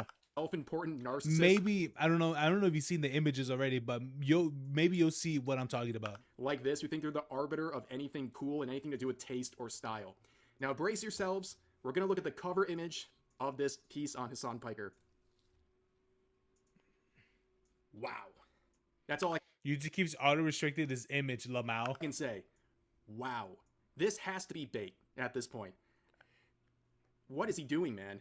You can see he's really letting it all hang loose, and honestly, it goes right with his strategy. I mean, his fan base is going to gobble stuff like this up, and they're going to give him even more. Dude, I think the other like this one, you see it, you're like, okay, kind of gay, but all right. But then you see the other pictures, and you're like, come on, bro, come on, come on. Support because they care more about how he looks than the practicality of the things that he's saying. And you can see his head again is so disproportionately small to his body. It's like medically Bro, fascinating. I'm it not even really saying is, dude. The thing about it is like I got a big ass head, but I also got a big body as well. But like, how is it that this dude has these proportions but have a tiny ass head? this to be mean or anything. It is medically fascinating how He disproportionate definitely his head does is to the rest of his steroids, body. 100%. But anyways, you can see the headline: Hassan Piker thinks America might be cooked. Well, they're definitely cooked if this guy's supposed to be like the inspiration for the youth politically. But you can see the small intro here: martial law canceled elections. The combative leftist streamer Hassan Piker. I'm pretty sure he hates being associated with the left, but anyways, he predicts an ominous possible future for the U.S. He's fighting back the only way he knows how, by raging against Trump, Israel, Democrats, and the wannabe bad boys of the man with.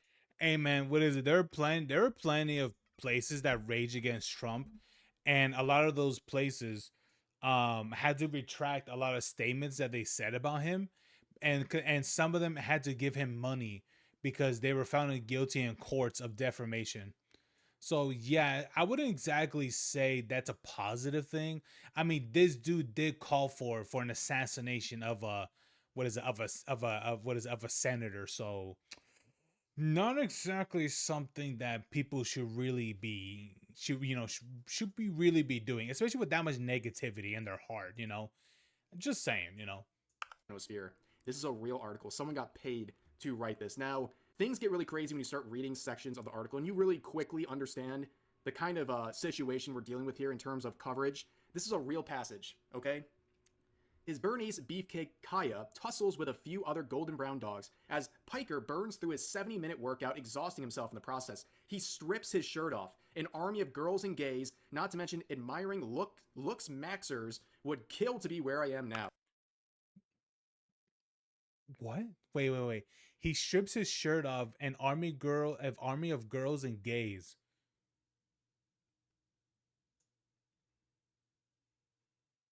Next to Piker, Okay. as he pants in a pair of neon shorts with black Calvin Klein boxers poking out and sunlight glistening off the sweat beaded on his chest hairs. This literally I gotta ask, is GQ profoundly like an LGBT magazine or something? because I'll be honest with you, this sentence just this sounds like something that will be written. You know that skit from Key and Peele where two of them are office workers and one of them is like obnoxiously like projecting that he's gay. You know what I'm saying? Like I feel like this is sort of thing. Depending on the gender of the journalist, what put him in the category of either the girls or the gays, I don't know. I think I'm just questioning. Maybe I'll play that skit for you guys to see what I know what I'm talking about. Literally reads like erotica. This is literally It does. No, actually, no. I don't think I can play it. I don't think I can because it's got dicks and all that. like an erotic fan fiction I someone can't wrote play it. about him. But no, this is an author contributing to GQ, a magazine that's been around for decades.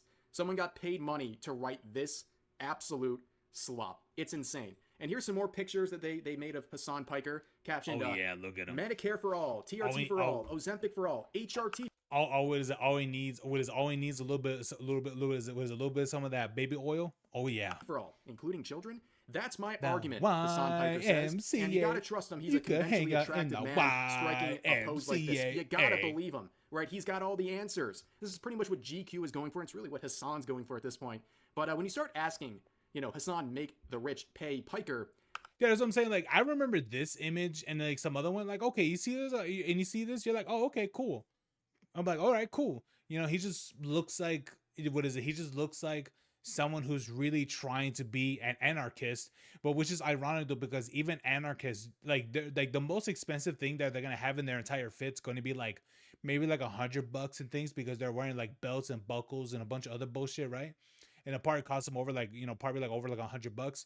This is probably more than like $5,000 that he's wearing right here. So I'm like, I mean, I'm just saying, a true anarchist wouldn't wear such things like this, how do you achieve these goals? Because his politics reads like a wish list. I want this. We should have that. So on and so forth. But if you ask him, how are we going to do that? How does that actually come into place? There's no answer. Crickets. And even worse yet, he would never sacrifice anything of his own to make it happen. This guy lives in a $3 million home, drives a $200,000 luxury car. He is not going to be bothered to do any sort of contribution to make this happen. And the funny thing is that from what I remember, he doesn't even own the car. He has it leased, which I'm like, why would you have it leased? Nigga, you have the money. Just own it. Even as a self-proclaimed socialist. Now, there's one more little, oh God, brace yourselves again. This is the photo a lot of people are really making fun of right No, he's blocking it. No. Damn it. now. But what I found very interesting about this is that Hassan reposted this, where it says Taylor Swift has likely seen the new GQ photo of Hassan Piker in bathtub featured in the same issue as her current boyfriend Travis Kelce. Why would he repost this? Why would he care about this? It's so weird. It shows the level of vanity here. That's all about Now, you tell me, does this look like something that a straight man would take of a photo of themselves? showing off his looks to not just people but celebrities he's trying to get attention from. In this case, secondary attention, incidental attention, just by being in the same magazine as Taylor Swift's boyfriend. But anyways, you knew it was coming, right? He does anything, there's got to be a link to Asmongold. Asmongold lives so rent-free in this guy's mind. It even shows itself in interviews completely unprompted. And for context, To be honest, I always thought Hassan was bi. I'll be honest with you. I wouldn't put it past it either. I really wouldn't. before we get into these segments about Asmon, But the thing about it is that he objectifies women so much, which is like, I don't know, like, I don't know. The true question is that the brothel that he went to, was it exclusively women and children, or was it women, children, and men? I mean, I'm just saying. I never heard about the men part being there, but I'm just saying some people could have special requests. He might have gotten one. in the actual article, let's look at a clip from a few days ago where Hassan calls out Asmongold and how he's brainwashing the youth and corrupting them with his political views. Oh, how this ironic, one. am I right? I know that there's a lot of people who started watching me when they were like 12. I know that, and they just like grew up watching me, which is good, I think. under different circumstances, I say is bad, but I know what that environment looks like outside. Like, could you imagine a 12-year-old learning politics from like watching Andrew Tate or like Asmongold or something? You know what I mean? That's like, oh, devastating. That is you're just getting one-shotted from the jump. And what? He's the better option. So what? So promoting HRT to what is it to little kids, and being a much pro advocate for terrorism is good for kids to watch. I see now. And then also saying that America is a shit country, even though you live here, and I'm pretty sure you do every single benefit of what is it that you do for your taxes and things like that, and such. But okay, sure, man. Um, it's interesting because for the people who hate the country so much, just refuse to leave. I wonder why that is. I mean, like he can literally just what is it? What is it? His family's from Turkey, right, or some shit. I mean, like he could go there and live there royally and stuff. Like, why even be here? You're coming Oh, right, right. They don't accept the rainbow people. you're coming into an environment where you're just like, I am Just going to saying. learn everything on the opposite side of reality. New kids in corporate settings are talking like that chatter. It's insane law. Yeah, you got spawn camped. It's over. You have to you have to hit a reset. It's over. You took L after L from the start. So now that we've seen that clip from just a few days Right. I'll be honest with you. I mean, like there's some moments where I think Asmongold could have some really good takes, and then there are also moments where he could have some pretty bad takes and things like that. Sure, but I mean, like I'll be honest with you. What would you rather listen to, right? A dude who's very avid and pro terrorism, or listen to some bald nigga or balding technically, uh, and what is it? Some balding dude. Who's making more than the average person? What is it per day? What is it? No, actually per month, per 2 weeks that he makes per hour, and pretty much being in the middle of like practically every situation as possible. Basically a centrist. I'd be like, I don't even like. I'm just like, which one would you rather like listen to in terms of like politics? Would you rather listen to the dude who's very much one sided and cause everyone who he doesn't like, what is it? Was it a Zionist, a devils or Jew devils or whatever the fuck? Or would you rather listen to the other dude, um, that basically laughs at everything, then also that pretty much sits in the middle of practically every subject. Practically, it's like, which one is better? I'll be honest with you. Even though, yeah, sure, sometimes it does get a little bit annoying. Sometimes where I think Asmongold plays too much of like being a centrist and stuff. But I can understand why he does so he could see at both parties or and both perspectives, and even see things in a grander position. Like I get it. Like I can understand that point. I get it. But I'll be honest with you. I'd rather pick the dude in the middle, to be honest, because even he would show me like, oh, here are things on this perspective and here's some things in this other perspective, and even and also it's not even that bad looking at his thing, because maybe he can give the person who's watching maybe even a different perspective on whatever it is on the subject that is going on, and it's fine, you know. And honestly, when you essentially tell the world, especially when you tell Americans that they deserve 9/11, I remember like, you know what, nigga, you're about to lose a lot of people with that shit. I'll be honest with you. This nigga's like past his 30s. It's like, bro, you know exactly what it was.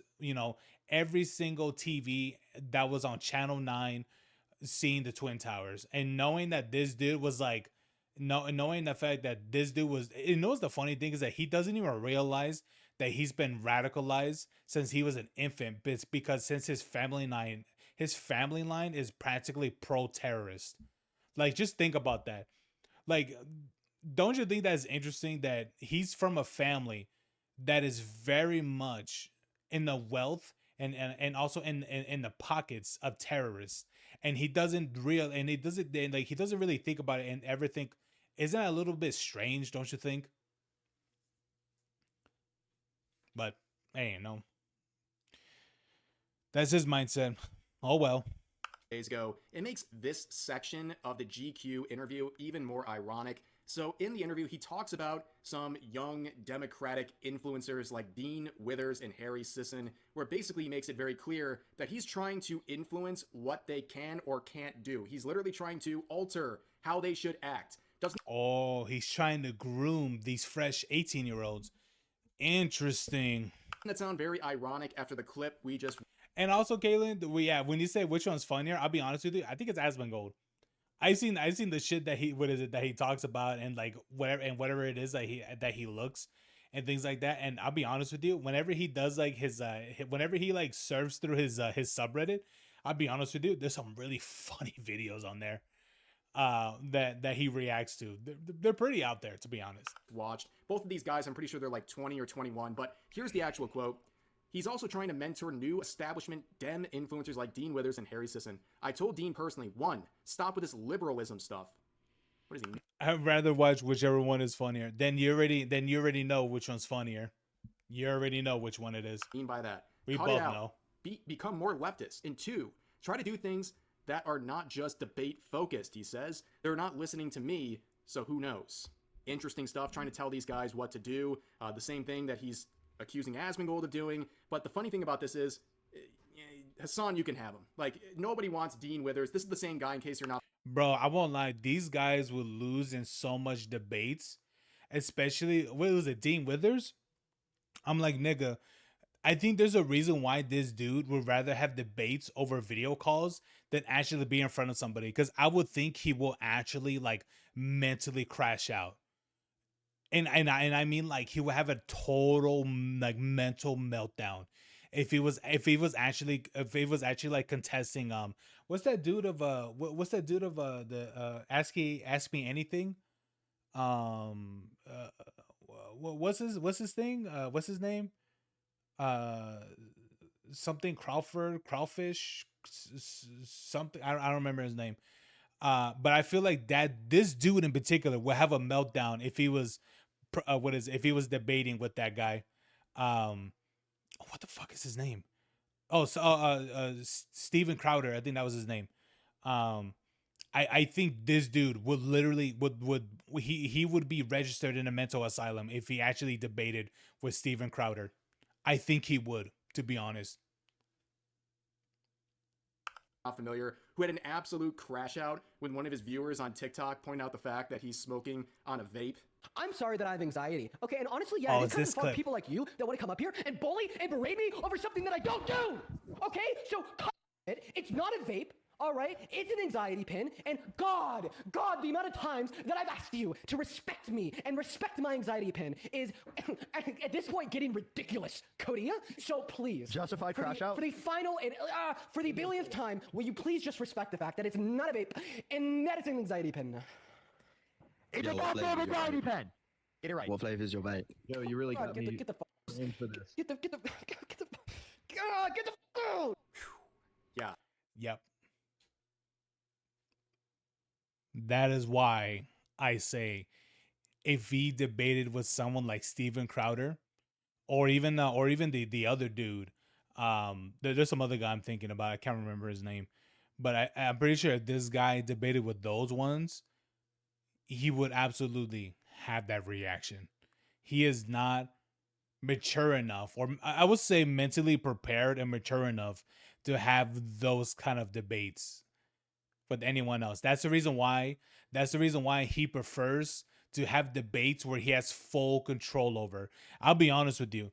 This is literally little man energy, 100%, that he would rather be like, yeah, let me turn down your audio, or just mute you so I could talk over you and insert my positions, or insert my questions, or taking over your answer, things like that. I'm like, bro, I'll be honest with you, and it's gonna be very harsh on what I'm about to say. That's some fuck nigga energy, to be honest. It really is. That's the reason why that this dude cannot debate. He cannot debate with anyone else besides who's over on the other side of that phone call, and him having total control over it. I'm just saying he can't do it. Why even be in this space to begin with if you can't even handle the pushback, even by people who aren't even that even informed by subjects that he's asking? No, it's it, yeah. The future looks really bright, guys. The future looks really bright. But anyways, this continues on with some more clips here from Hassan in his latest stream, where he's reacting to people going over the GQ article, and basically he's seeing a lot of backlash from his opponents. I think everyone knew that would happen, right? People who don't like Hassan are going to look at that and laugh at it. Even Hassan knows that, but there's something that's really making him upset. It's the fact that his own chat is starting to roast him over this stuff. And he starts getting very defensive, which is not too surprising. I really hope they're just part of me just hopes they're just calling him gay. Again, invoke Asmongold. And he says, basically, guys, don't be like Asmongold fans. Like, they can't even criticize him without being labeled Asmongold fans. This is rent-free on another level. It's not that I think it hurt your feelings, but definitely does not paint a positive view of the general public as someone who should be listened to about politics. You're wrong about that. Only this community will see their favorite streamer get a major magazine article and go, actually, no, this sucks. You shouldn't like this, and be happy. I know. But nigga, you paid these motherfuckers to interview you. What are you talking about? Literally, I think it was admitted by Asmongold. Was it Asmongold? I think it was. Yeah.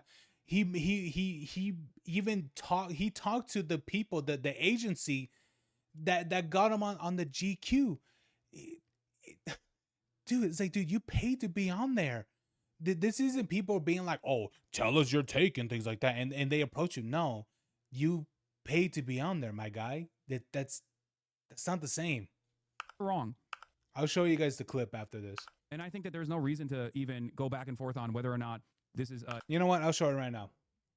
Let me go to my history, because I watched it before I came home. Let me see. Here we go. The New York Post just released a piece with your name in it. They called you Hassan's rival. I do have to say that I think that, actually, you know what? I probably shouldn't say this. I can say that. He's going to say it. Oh, he's going to say it. But first, context. So in the last month, Hassan has gone through a generational run of puff pieces trying to restore his image in what he calls terrorist insurance. I did times 100, which I like. Dude, he's literally trying to. You know what's funny is that he could do all that. It really doesn't matter, because there are massive clicks and interest of countless videos of him being pro-terrorist and anti-America. It's like those can never be washed away. To call terrorism insurance. This will make the people that constantly cynically claim that I'm a terrorist look even dumber. This isn't a music video, Hassan. We think the Houthis, Ansar Allah, is doing what Luffy would do. I believe what the Houthis are doing is a good thing. 10 toes fucking down. Now his latest puff piece made by GQ magazine was... Oh my god, dude, come on, guy. You can't not tell me that oh my god, dude. Oh my god. Such a complete glaze fest that it backfired on him. An army of girls and gays, not to mention admiring looks and maxers, would kill to be where I am now next to Piker as he pants in a pair of neon shorts with black Calvin Klein boxers poking out and sunlight glinting off the sweat beaded on his chest hairs. Definitely does not paint a positive view of the general public as someone who should be listened to about politics. You're wrong about that. Too woke syndrome. See, Asmongold said this article sucks. Well, Asmongold doesn't know how to fucking read. Why do you care about what his perspective is? Bro, like the whole article, you can literally, dude, you can literally have you could go to a gay bar and be like, hey, do you believe this man could be potentially homosexual? And the dude with wearing the assless chaps, the leather assless chaps, would be like, oh yeah, he's gay. Just to be clear, at this point of the stream, Asmon didn't even mention the article once. I am an experienced media personality. I have an understanding of how these things work. This is literally my professional job, and I'm telling you, my assessment of this is that this is a very good, very humanizing piece. I don't know, maybe A maybe I very shouldn't say this, but I can humanizing just say it. piece. So a lot of people were like kind of saying how, you know, like Hassan, how Hassan has gotten a lot of like posts and everything, these articles written about him and like other opportunities. Yeah, and everybody knows we're rep by the same agency. And like people have even been saying like, bro, like Hassan's agents are working overtime. I told them that. They appreciate the compliments. They do. They're like, thanks. They're seeing our hard work. And what does your agency do for you? Oh, it's real simple. It's basically just getting sponsorship. Do you never take? I haven't taken sponsorships. I pretty much just said nope. That I was like, no, I just don't have time for this because of this shit with my dad, right? They never do any PR for you compared to Hassan, though. Well, I would never ask. I don't ask for that. I mean, I'm in a position now. There you go. There you go. You hear that wording? Is the agency that is reaching out to make the what is it trying to make this nigga look good. Part of me believes I wouldn't put it past that they pay for some of these articles. I don't doubt it, but I'll be honest with you. These articles aren't just being made. Isn't it just interesting that he suddenly talks about, oh, I got to get my name out there again, and then suddenly these articles start coming out again, or start coming out suddenly. Isn't that a little interesting? Where I don't really have to, you know, like try to go and get anything else. I do. I'm asking right now. Get him the Rogan interview, you lazy bumps. They're in the same city. Bro, imagine that, Joe Rogan and Asmongold. That'd be pretty interesting to see where that can go.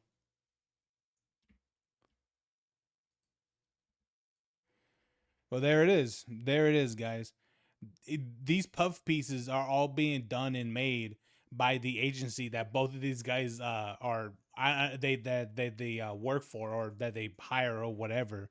So these articles aren't being made authentically, for sure. They're what is it that is an interest by the company.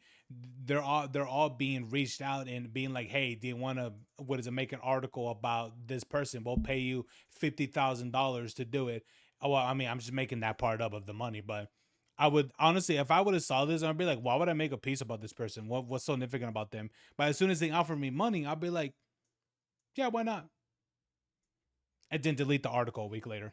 Negative framing, especially considering that idiotic, drama-laden haters are probably going to do that over and over again, and the same dumb that were like, oh, well, I told you this was bad, will then relitigate those idiotic, cynical criticisms because they're fucking jealous. Let's be real, and they will bring that back over here to be like, see, I told you.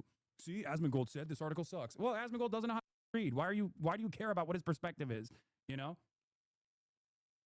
there's already plenty relatively sizable communities that literally make it a pivotal part of their content to just like consistently undermine every single thing that I do. I am an experienced media personality. I have an understanding of how these things work. This is literally my professional job, and I'm telling you, my assessment of this is that this is a very good, very humanizing piece, especially considering that it shows the full scope. Okay, it shows that I'm brash. It shows that I can be edgy, but it also does not hide that I am a progressive figure who is genuine, who believes in the things that I speak out on, and I'm hard-headed and stubborn. So moving on. Yeah, you really believe in what you speak. Yes. Talking about destroying all Jews, all Christians, all people who what is it? People who have the beliefs of Zions and things like that. Yeah, those are the things that you have strong beliefs for. Oh, and also women not having any sort of rights, and very much was it child brides should be an absolutely should be an absolute thing. Moving on from that side of the video, we're going to another part of the interview where Hassan tackles the terrorism allegations.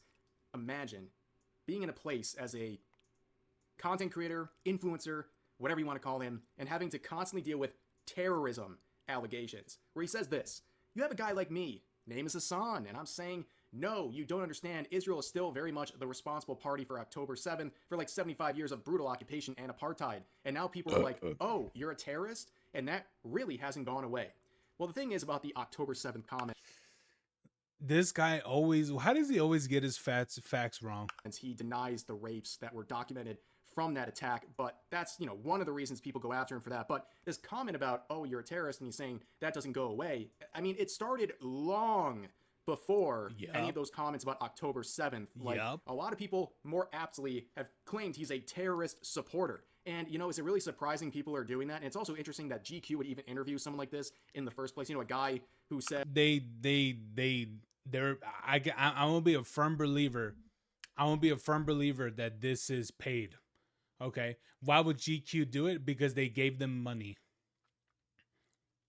Very clearly years ago that he believes America deserved 9/11. He's the same guy who Ooh. platforms and also glazed up a known Houthi terrorist. Ooh. He's also the guy who said that he doesn't have an issue with the designated terrorist organization Hezbollah, and also praised Yemen Houthis for seizing civilian ships.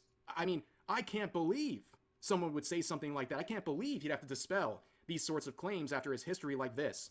But anyways, yeah, all of that was before everything that what is before the events of what he just said. So yeah, there it is. There it is. Yeah. Wow. Ain't that something? It's all a part of the plan, ladies and gentlemen. It's all a part of the plan. So all of this PR he's doing, all of this is what he describes as terrorism insurance. In my opinion, the GQ article bookends really well with the NPR piece from the other day. They're both something you can point to normie libs if they have questions about Hassan, the terrorist supporting guy. Exactly. Exactly. Precisely. That is the whole point. A lot of these articles are just like terrorism insurance. Remember that. Okay? This is something you show your parents. This is something you show like fucking insane haters and whatnot. Bravo. I mean, what else can you do? I cannot. What is it? I cannot show my mom that article because she would literally look at me and be like, "Why are you showing me images of a gay man?" I'd tell her, be like, "Mom, I'ma swear to you, I don't know if he is, but what I'm saying is that this man says he's not pro-terrorist, but I'm gonna show you some examples that I would highly believe, which would make it very clear that he could be very much be pro-terrorist, and then proceed to play the clips of all the crazy shit that he says." Do but clap for this guy at this point. He's like a circus monkey, right? He's giving us endless entertainment. This guy is facing down these legitimate criticisms about what he said about terrorist organizations and terrorist attacks, and he just responds by saying, well, I'm doing all this PR to get terrorism insurance, so if somebody sees this who's a normie, I'm going to have some benefit of the doubt because of these puff pieces. It's just out in the open. He's unashamedly admitting to what's going on here and what he's trying to do with this massive PR movement he's been doing over the past couple of months, if not longer. And of course, we get these allegations, right, that this is all rage bait. I don't really know at what point rage bait is worth it anymore, when it just makes the people who don't like you not like you further, and the people who do like you start to question you a bit. And you can see some of the quotes where he's literally trying his best to be edgy, with another banger photo or example of the one from the cover where GQ shares this right here saying, Hassan Piker on Zoran Mamdani. Big Z's the man. He's great. He's going to implement woke Sharia in New York. Very excited about that. All the buildings have to face Mecca. That kind of good stuff. Wait. So wait. So he wants there to be Al Jazeera? It's not even like good rage bait. It's just like, at this point, like you pretty much have to associate this with his real beliefs, because this is not far off at all. I don't remember what Al Jazeera fully was, but I do remember it not being a good thing at all, from what I can remember. All to what he normally would say or believe. He's trying to claim this is all rage bait, but it's not really working. It's not a very valid defense anymore. But you knew at some point, right? Ethan Klein would get involved. He would comment about this, but he was included in the interview before he made any sort of a reaction to it. And yeah, he shared this with this comment saying, have we jumped the shark yet, folks? Which is, of course, a Happy Days reference when Arthur Fonzarelli literally jumped a shark in the show, and that was pretty much the downfall of that show. But anyways, this is the quotes about Ethan Klein from the article, and it's something. It's oh my god. I you know what? I should have thought that he was gonna cover this part. I did hear this. What was this? Some have accused Klein of having a psychosexual obsession with Piker. No, not some people. Hassan has said that multiple times. No, yeah. That's exclusively Hassan saying that. I'm like, bro, why are you projecting? You clearly want something from Ethan Klein, which I get it, you know, like those spasms that he has and things like that. I wonder if that works with his cock as well. I question it too, but I'm like, come on, my guy. Like, come on. You're the only one saying all this weird shit, bro. Like, come on. Times. Let's make that clear. He goes on with a quote here from Hassan saying, he talks about my body and the way I look a lot. I don't know why. Maybe it's low-hanging fruit for him. He was always a funny guy. He was never a big looker or anything. It wasn't part of his brand, so I never thought he cared about that sort of thing. But maybe after he lost weight, his personality changed a bit. I genuinely don't know. Last time I talked to Ethan, he was fat. I mean, maybe he lost weight because his doctor told him, hey, man, if you don't lose the fucking weight, you will die. You know, when a doctor tells you and shows you your graph up like, hey man, if you don't clean up your act and you will die and you won't see your son grow up. I think they only have a son, right? I think so. And they tell him that shakes people to their core. Just saying. He still had his issues, but at least he was seemingly more empathetic. That is the most vain quote I've ever seen. Believe me, if the roles were reversed in terms of the comments here and who was saying them, Ethan would be getting eaten alive on social media, being called an ableist, fat-phobic, all these things. But when Hassan says it, well, I guess we're not supposed to care. On top of that, this guy's saying Ethan is so obsessed with Hassan's looks. Hassan is obsessed with Hassan's looks. And this whole GQ article is heavily focused on his looks. I mean, that is like the whole point, right? The photo shoot, everything. It keeps coming back to, hey, look, I'm a conventionally attractive guy. That means I'm more believable, more likable, right? That's the whole point of this article. Everyone knows it. But at one point, in his recent stream, Hassan was pressed as to why he's so obsessed with Ethan Klein. And he says, whoa. The funny thing is that this article the funny thing is that in this whole article, he didn't need to mention Ethan Klein or Asmongold. But these two live literally not even rent free. They literally owned acres of land in this dude's mind that he can't get them out of his head. It is absolutely crazy. It is absolutely insane. Well, hold on a second. I didn't make this question. The interviewer just went off on their own about Ethan. I have no control. Also, I didn't bring this up. He did, for the record. No, he didn't. Like, the journalist did. I would not have brought up Ethan Klein on this profile. No, he didn't. If it were up to me. You're now a fucking liar. Let's end with one last quote here about Ethan Klein. It says this. The Klein fight reveals just how insular and incestuous the world of streaming is. These beefs and online persona are the substrate from which Piker, the streamer and person, springs. He texts with AOC sometimes, sure. But his close friends aren't campaign strategists and professional politicians. They're the creators he plays basketball with, like Ludwig, Buddha, and video game speedrunners like Point Crow, and the influencers who co-host his podcast Cutie Cinderella, Will Neff, and Austin Show. You could visualize the streaming world as a series of lunch tables or loose clusters of collaborators like the AMP Collective and the FaZe Clan. This world of influencers is its own Hollywood with a distinct cast of A-listers and cult faves. Piker recently attended creator Tara Yummy's birthday party. You guys big Tara Yummy fans? I have no idea who that is. Am I supposed to be... What the fuck is that? Oh, was that the one? Wait, was that the one? He was at that party with like all the 18-year-olds and things like that, flexing like that he has a lot of wealth. Was it that party? It has to be, right? The phased one, that phased party. Impressed by this? Apparently, their birthday party at the Roosevelt Hotel, a weird collision between old and new school celebrity where FaZe adapts, and Jason the Ween sidled up next to Miranda Sings and Love Island contestants. Wait, what?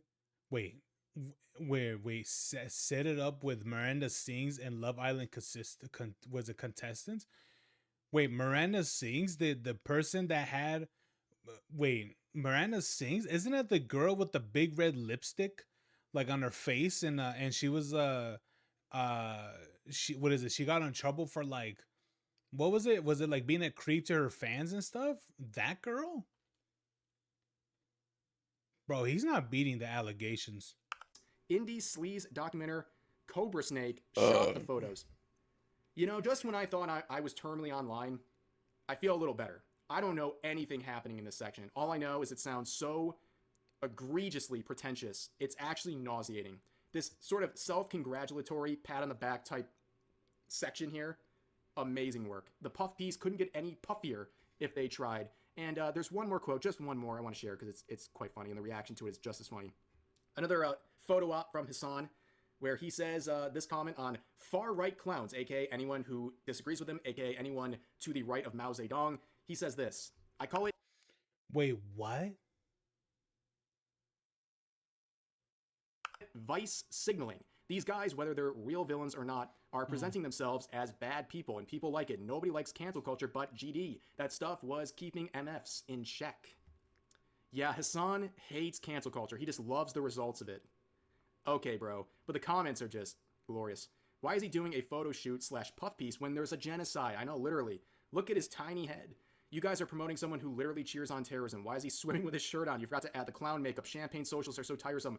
Unrepentant lib femme sex buyer equals opinion discarded. Petite bourgeoisie poses for a photo shoot. I mean, dude, anyone outside of his orbit or his immediate following, they look at this and they laugh. This doesn't help his image whatsoever. It's an absolute clown show, and everyone knows it. I mean, this is just kind of the peak. Bro, that fucking dude, those pictures, dude. Why? Sort of puff pieces we've seen so far. But anyways, that's gonna do for this video. I'm telling you, man. You know what? I'm gonna say, man. GQ is definitely paid off into having that dude on their thing, because I'm just saying, you know, like Piece made by GQ. why would GQ even do this photo to begin with?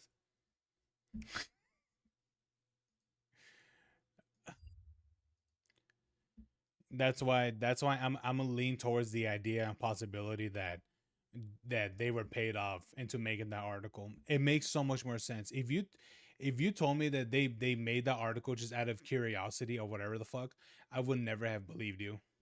Never. Did you hear about that game people made with the images from Tea Leaks? Yes. Actually, no, did I? I know there was something like that. Yeah. I think I might have heard that like in a passing or something, like some video. I believe so. Yes, I think maybe I think so, because it sounds like it would actually happen. You send me a link.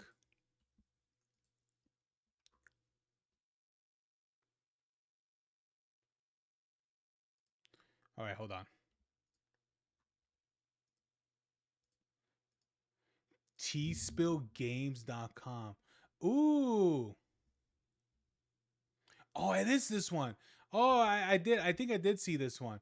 Ooh. Okay.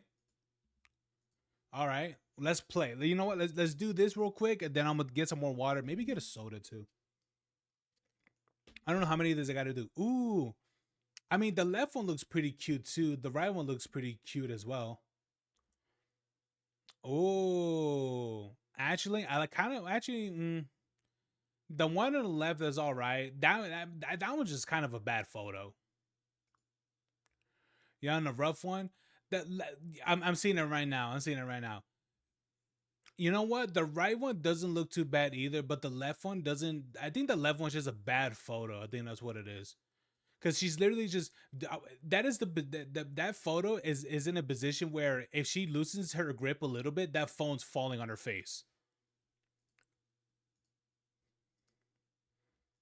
So I would think the left one, and the thing about it is that the right one has like one. No, she has two. No, she has three. She has three nose rings. Look, she has three nose rings. One right there. One right there. One right there. No, this one. I'll be honest with you. Nah, she got three nose rings. She got massive issues. Nah, this one for sure. This one will probably stab in your sleep. This one will probably scream at you, and that's it. So I'm just saying. But which one would I pick?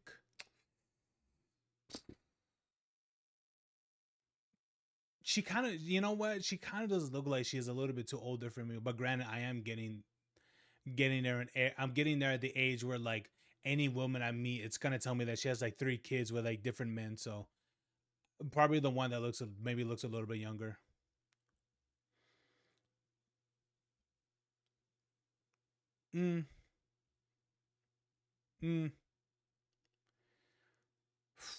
I'll be honest with you. I'm already seeing my weakness right now.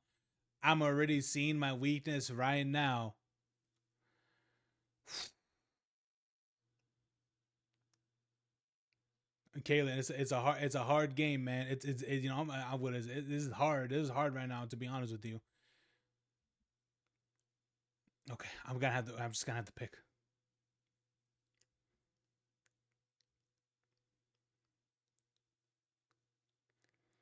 Oh no.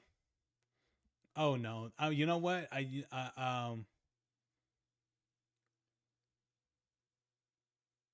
want like both of these look like they would be like college photos. You know what I mean? The funny thing is that I've seen photos like this from a lot of what is a high school friends, and this too. Oh boy. Um. Oh no. You know what? Yeah, shit. Kaylin, I'm in a pickle. I feel like if I pick either one, sirens will go off, right? I think so too. But I feel like if I pick one, sirens will start going off on what is it on my headphones. Hey, you know what? The right one. Fuck it.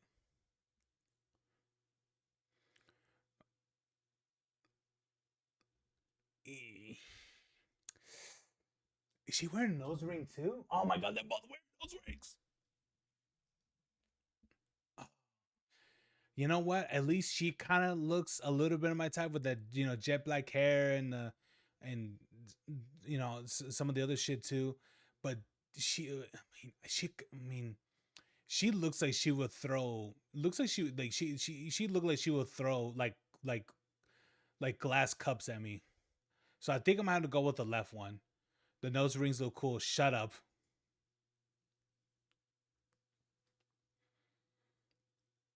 Okay, not bad. Not bad either. I won't lie to you. I do like freckles. I really enough do like freckles.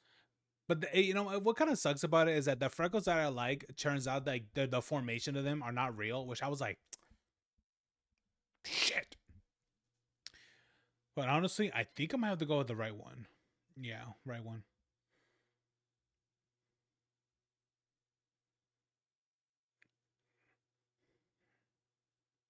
Oh, yeah. Um. mm, Honestly, it's just this I'm not liking. The shirt I'm not liking. You went with the left one. Uh,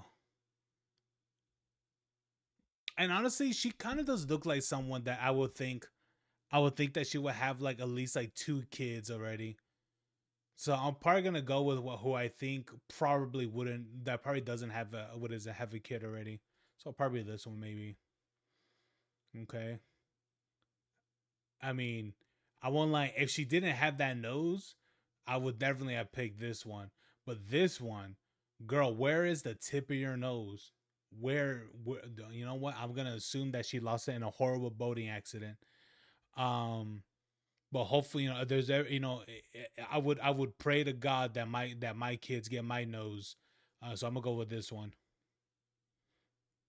Okay.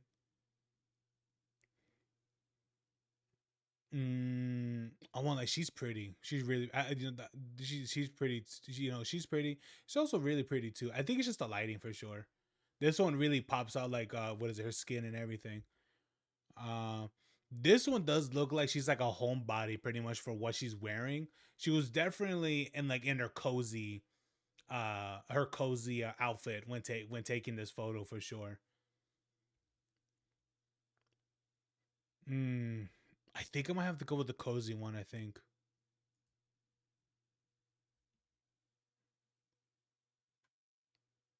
both of these look like the same person. Is this not the same person? Well, no, the eyebrows are different. Um, mm, her nose looks kind of weird right here. Uh, and dude, those are some fucking eyebrows, dude. I think I might have to pick the right one.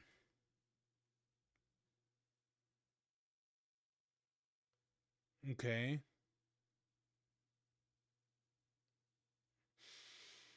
Hmm.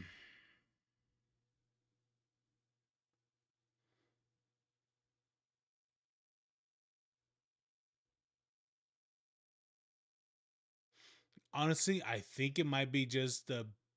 eyebrows for the right one. Mm. She wearing something like on her nose? No, that's probably like a beauty mark, probably.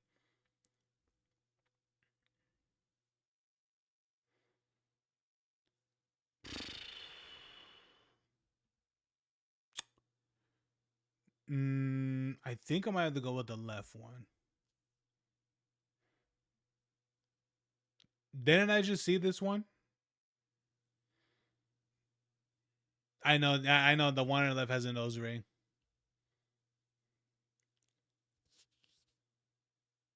Okay. Honestly, I am like actually no those actually no those frames did look what is it, the frames did look good to be honest. Probably the left one.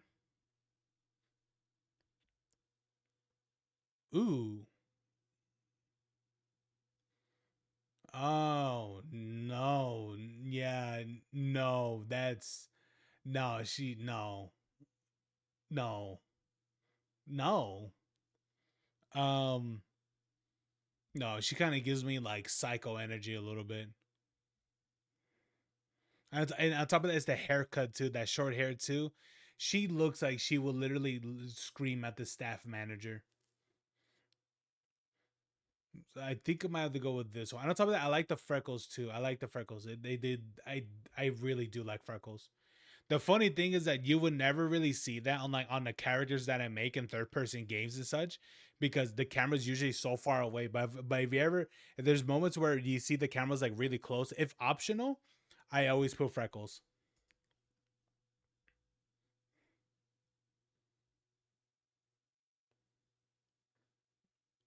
Hmm.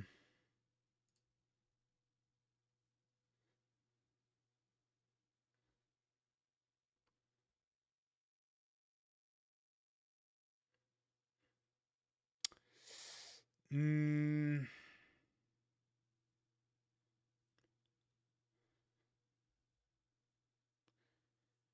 I think I don't know. It's a great question because they neither of them have nose rings. This one has I assume that's like bluish, I think. Bluish eyes, which is all right, but definitely dirty blonde hair. So definitely a mix of some sort. I think I'll go for this one.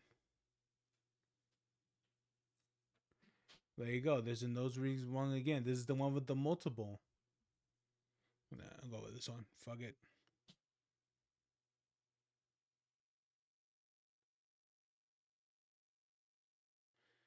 Ooh.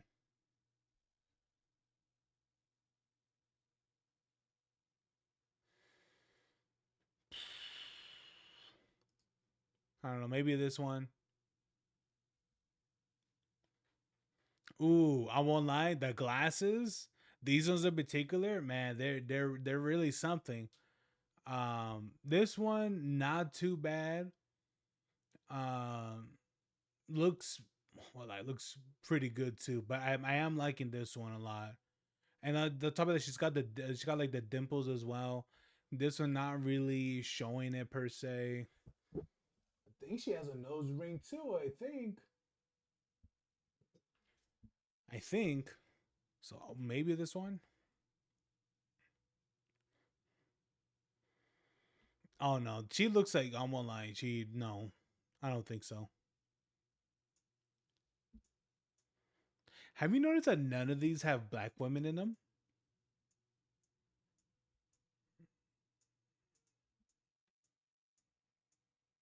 I know these handles. This is like a school handle. She's probably like in no. That's bait. That's bait.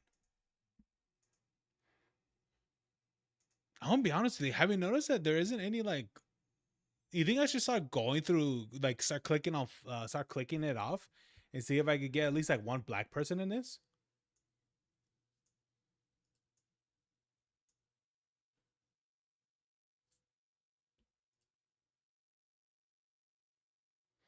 Okay, you weren't even trying, my girl. Okay, why would I pick you? I mean, like you are at your house, so it's understandable, but This one's definitely more cuter.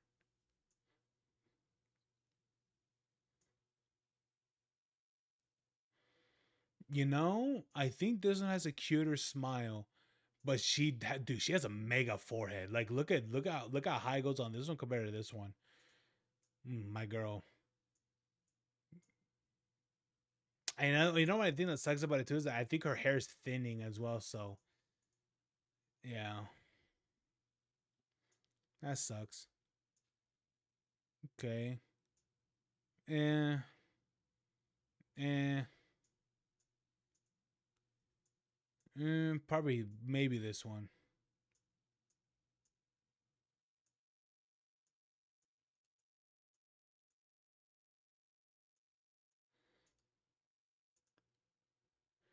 Yeah, I think I'm like cycling through the photos. So can I view leaderboard? How many people are in here? Oh, it's only 50? Oh, okay. Dude, have you noticed that dude, none of these are black girls. Not a single one. Like some of them do look like they're like almost there of being black, but no. The dev probably had a preference. I think so. I think so for sure. And there it is. The number one is this girl. Oh, oh, oh. Wait, hold on. Let me zoom in.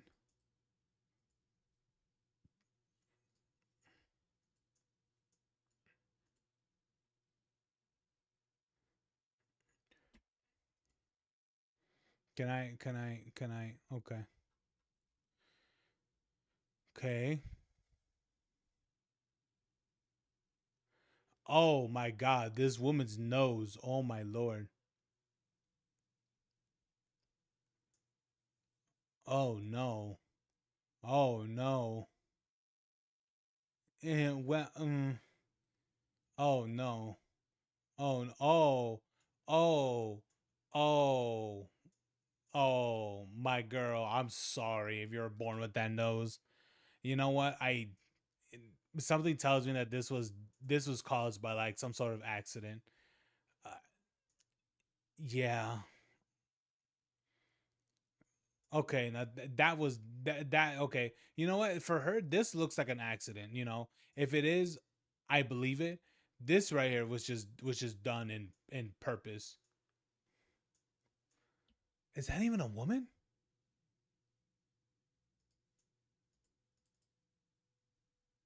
Oh, here we go. Now this is better, ish. Is this one even a woman?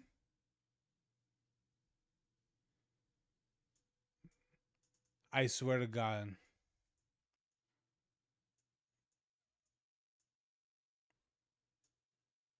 Oh man, I feel bad for people that have noses like these. I'm so sorry, girl.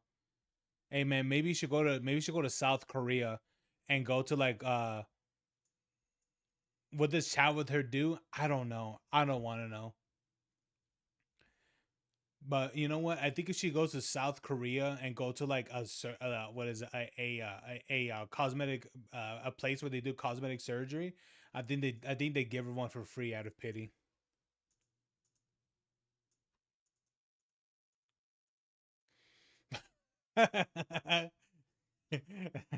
Just that smile. She's like, "Hey, uh, oh, that has to be a beanie. God, I hope so."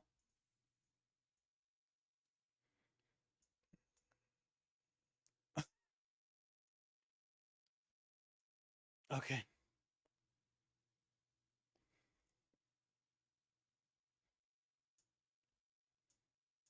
Oh God. Oh man. Life did not treat you graciously, has it?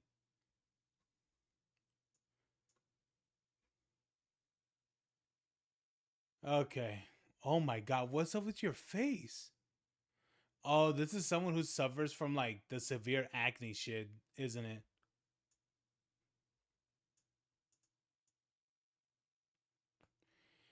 Oh no, low when you click it, it takes you to an AI dating site. Yeah, I believe it.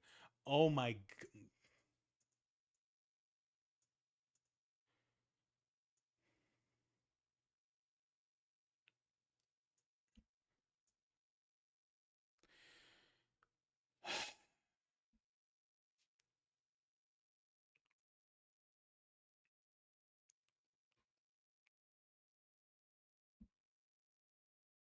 Okay, now this is just an old lady.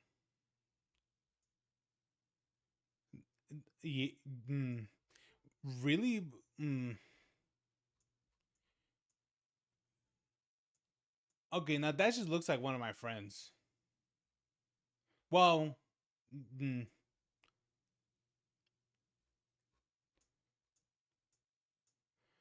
okay. It's now.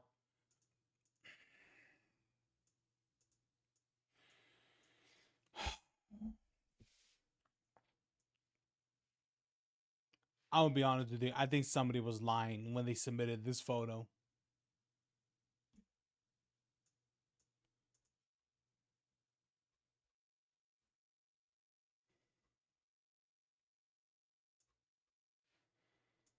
Jesus Christ.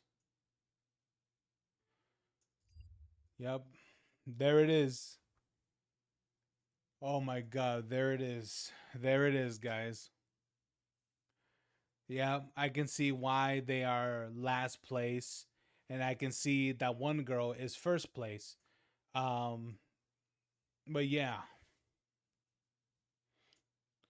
but honestly, okay, it's either two things. No, it's either that the person does have a preference of what you suggested, which I don't. What is it? Which I believe, or two, that's a preference of a lot of people. I'm picking on those images, to be honest. I have no idea. I'm speculating, but honestly, man, I'm just saying a lot of those, none of them were black.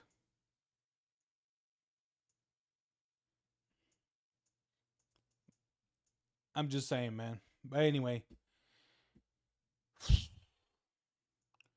and honestly, a decent amount, not a lot, but a decent amount of them, for surely had like nose rings and such. So it could very much be what you said, uh, where that this was definitely the person's preference. I wouldn't put it past it, to be honest. But yeah, man.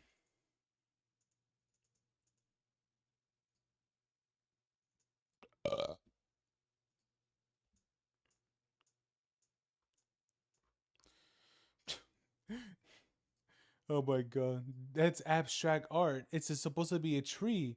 Yeah, sure it is. And I put on a blonde wig, and I put a blonde short wig, and I tell everyone I'm Donald Trump. Yeah, that's what it is. Jesus Christ. Anyway, I'm gonna get the thing started up. Hold on, let me do this. This should be fine.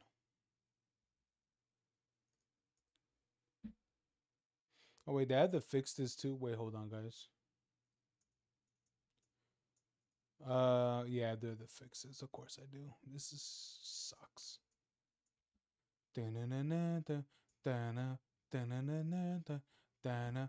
You gonna go watch YouTube? All right, Caitlin, you have a good one. All right, I'm gonna play a little bit of Bioshock before going to bed. All right, but I want to tell you, thank you very much for sharing your what is it very much, thank you very much for showing your what is it your arc of drawing, of drawing feet, and things like that. I can't wait for them, because I think there will be some models for sure. I will ask where the character set in, like, in a beach setting and things like that, and they won't be wearing shoes. So good thing you'll be practicing on that. And then also, yeah, thanks for showing me the spill tea or whatever it's called.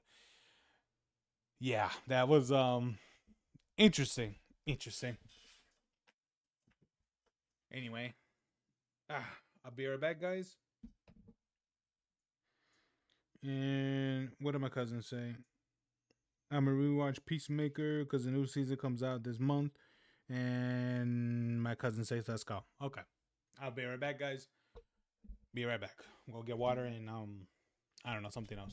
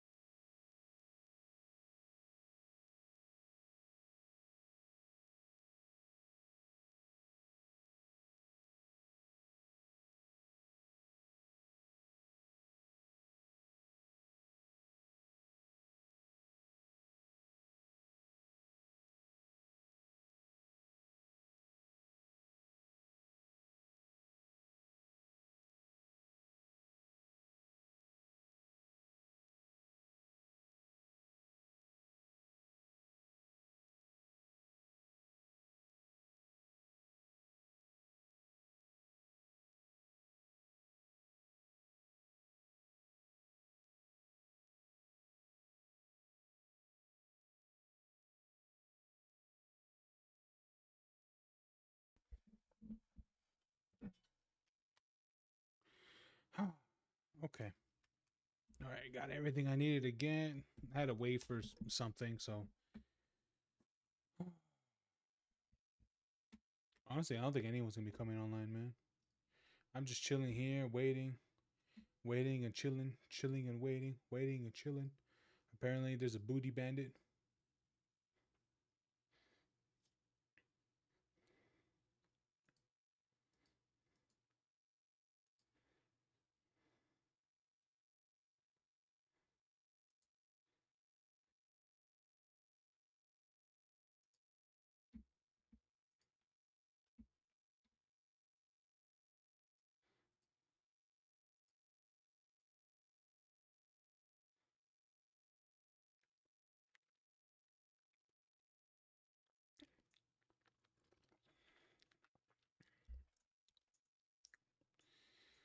Ah, okay.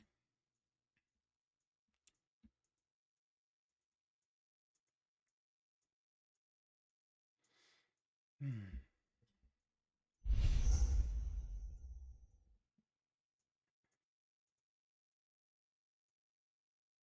Ooh, Prodeus is.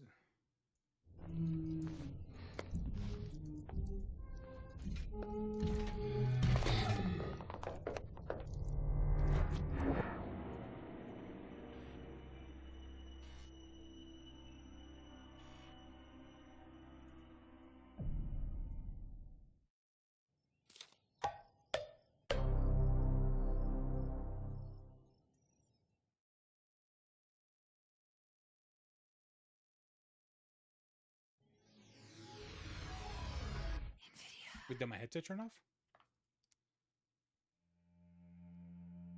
Oh yeah, it did. There was no noise playing for so long that my headset turned off.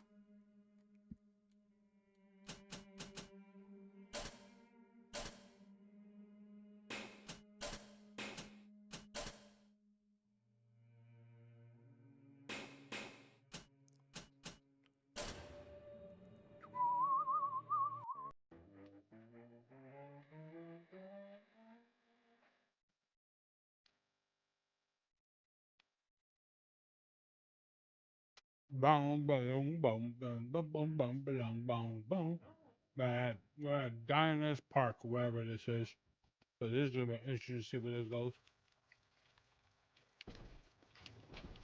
Oh yeah, I forgot. I got launched off the thing. Well, the good news is I've located a new train car, but the station's still locked down, and we're not alone in here. I see a shadow in the security booth.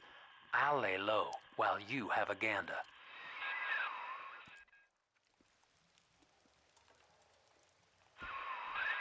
Oh, hello, boys. The name's Stan Poole, Rapture Tribune. Quality paper. Before the locals stopped reading and started finding other uses for it. Anyway, I'm looking to cut a deal, fellas. Come by the train station. I'm here in the booth.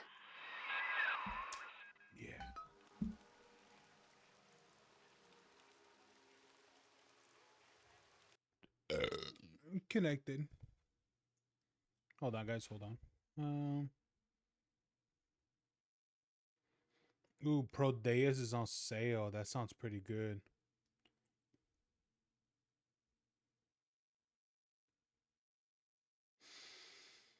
Hmm.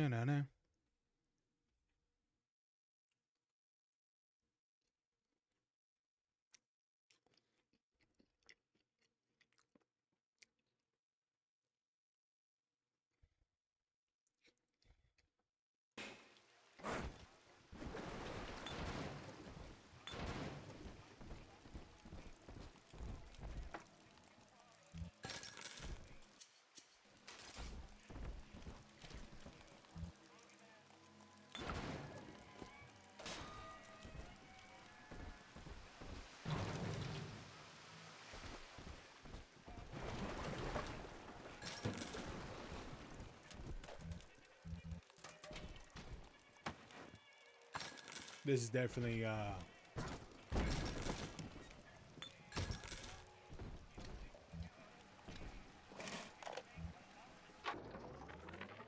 found her.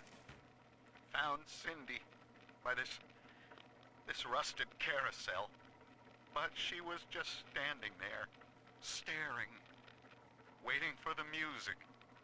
And she doesn't even recognize me. What have they done to her? Listen to her. The man in the moon is a girl, Mr. Bubbles. Listen, if anyone hears this, I have to know how to cure her. No! Get back! She's my little girl!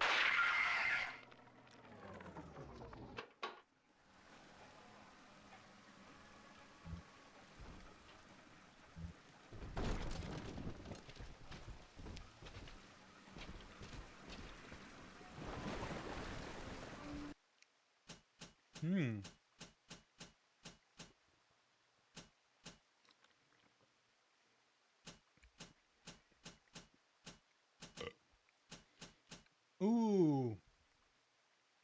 Calling a friend added as an ability to summon bots. Ooh, that's actually nice.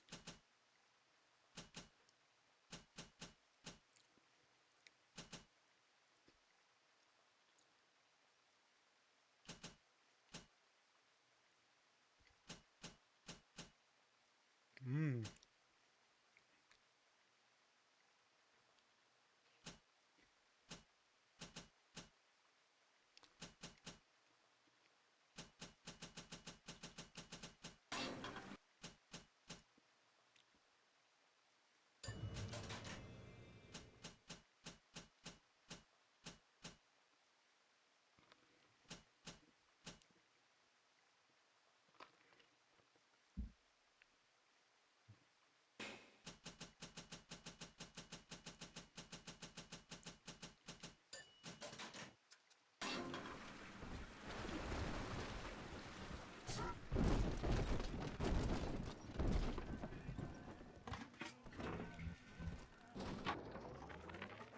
Found her.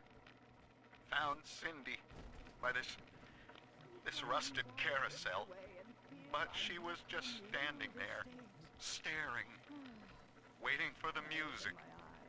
And she doesn't even recognize me. What have they done to her? Listen to her. The man in the moon is a girl, Mr. Bubbles. Listen, if anyone hears this, I have to know how to cure her. No! Get back! She's my little girl!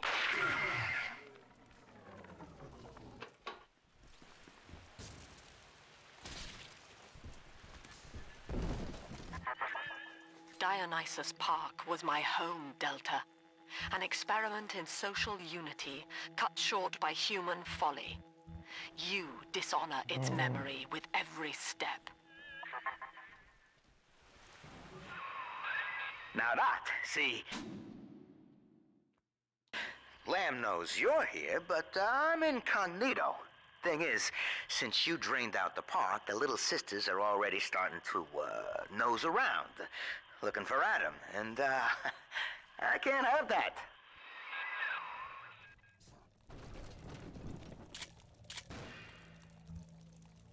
Ooh, slugs. Let's go, dude.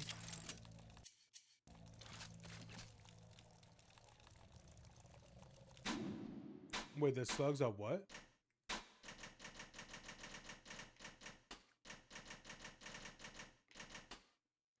Solid slug. Okay.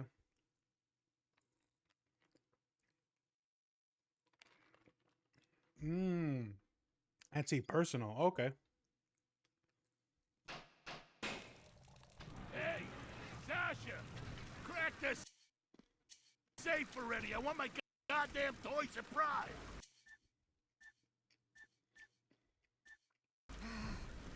Ugh, so terribly close. Why won't you cooperate?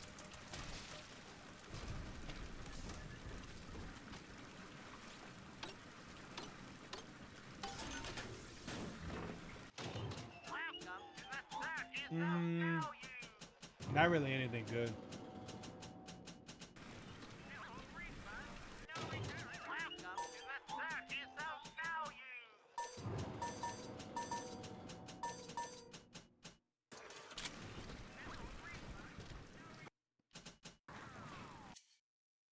Maybe I should come back here when I get the final weapon. I don't remember what the final weapon is.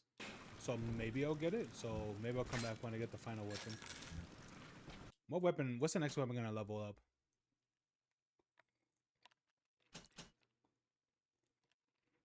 Maybe the rivet gun.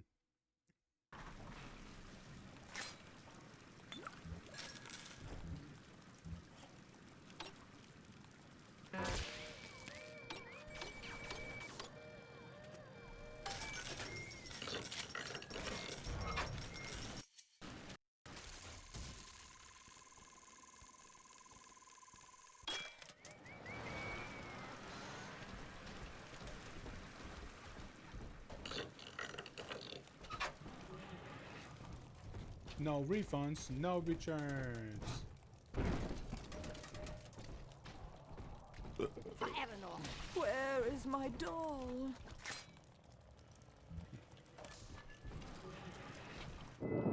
Take this, Father, and hurry.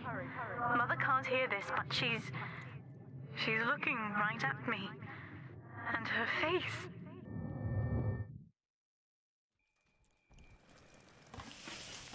Oh, hell yeah.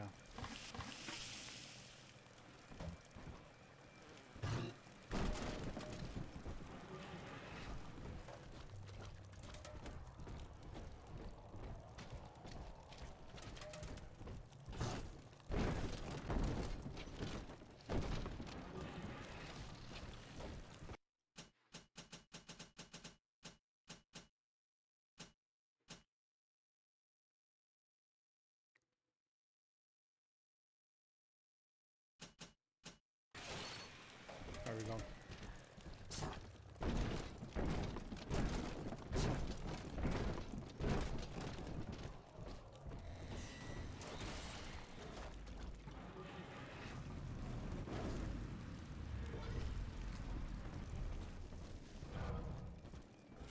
I earned this!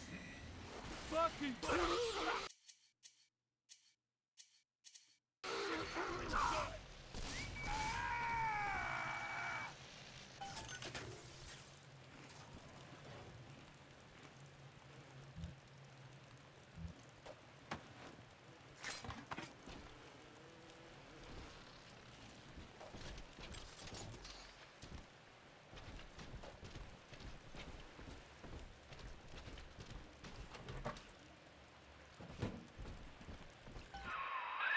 Okay, so dead men tell no tales, right?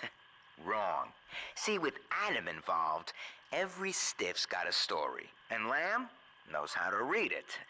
If that stuff makes it back to her, I'm an obituary.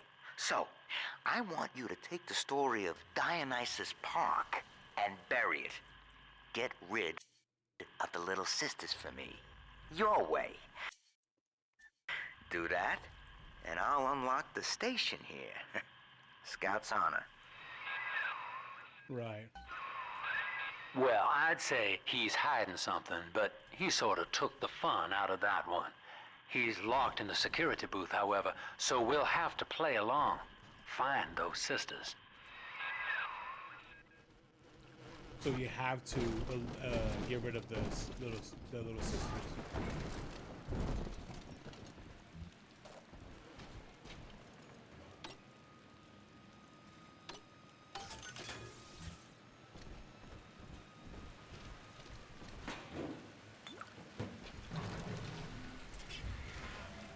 We got a Houdini.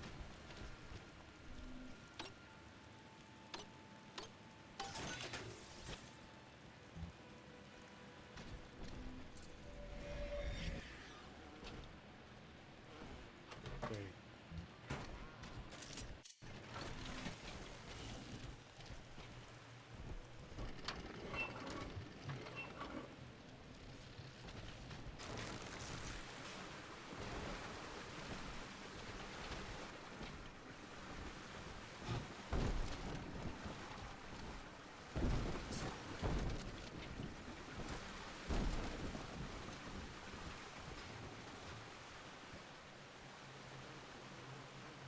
Where are the Houdinis?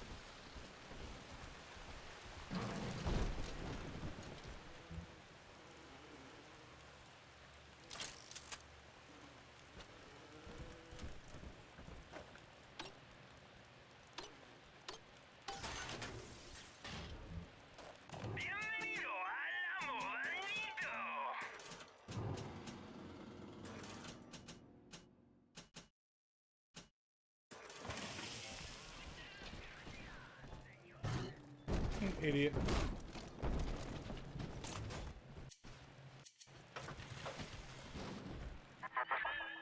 You mistake my nature, Delta. I wish no Adam for myself. Eleanor is the dream, and she needs neither weapons nor parlor tricks.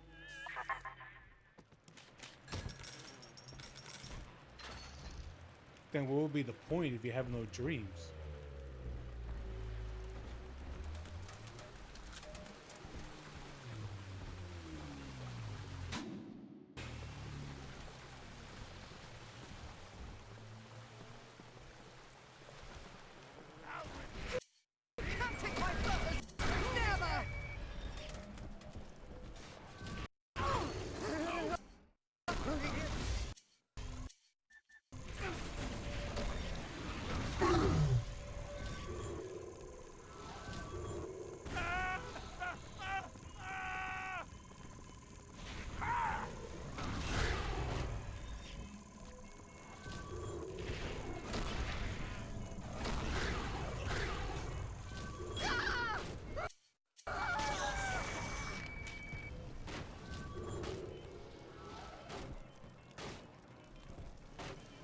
Where's the other one at?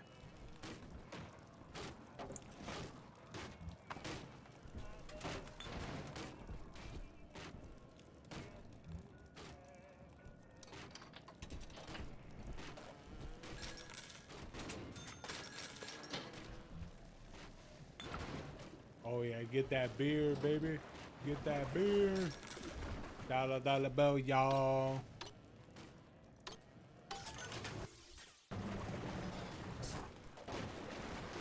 Whoa.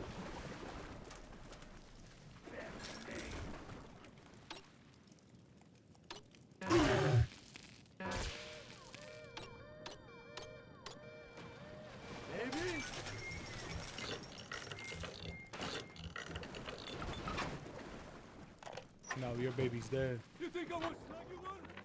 You must learn to play poker, Eleanor. Like anyone, I am flawed and have a fierce genetic bias towards competition. But each Saturday, I read the other players, and I pick a man who will benefit the most from victory. By the final hand, I ensure that he takes home my entire stake and that of the others. I win nothing but the feeling of conquest over myself. Oh jeez, man, I need some and more my alcohol. competitors is slowly reshuffled according to their need. Fine gin.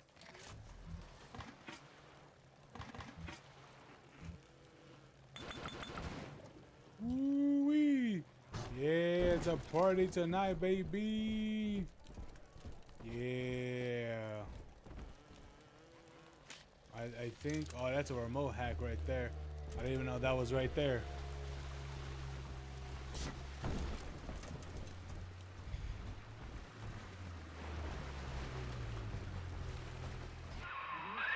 There she is.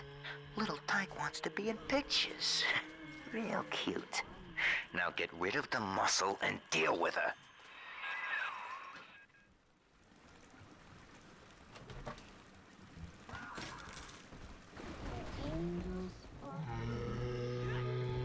You rescued me, Sir Bubbles.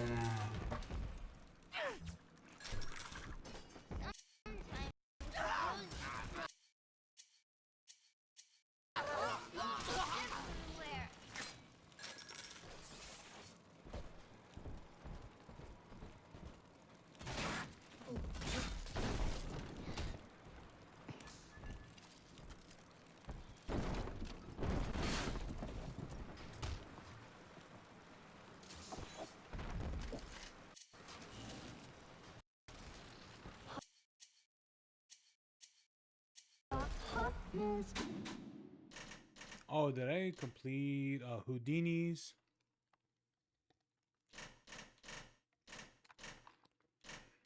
Oh, here's the big daddies. Bubbles.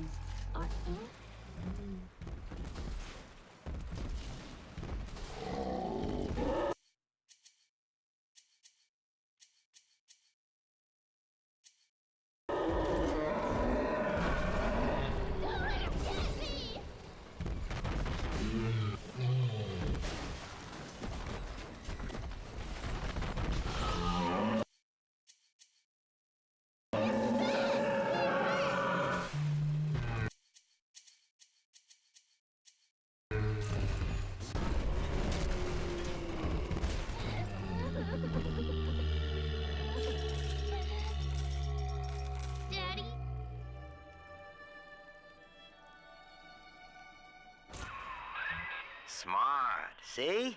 You put it to work, and all that atom ends up in you. But you're sort of a silent partner, so that's tops with me.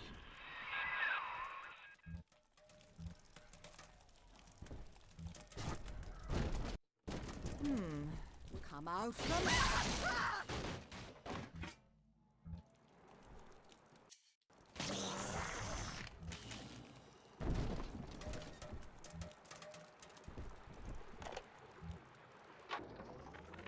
The genius of Sophia Lamb is a thing of empathy, a profound moral sense. I can only describe her as a kind of secular saint. But dividing her loyalty evenly across the world at large spreads it so thin as to be invisible to some. Love, I have found, is beneath her. Naturally, Ryan arrested her, gave her to Sinclair to incarcerate somewhere. But upon her escape, she took the city and changed my life forever.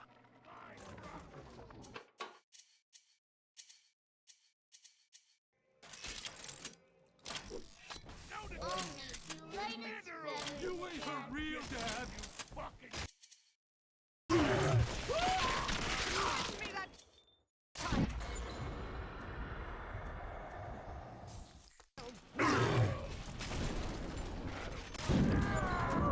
impertinent beggar.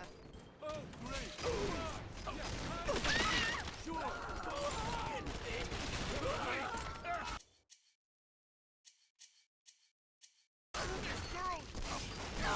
Deranged fool! Get over here!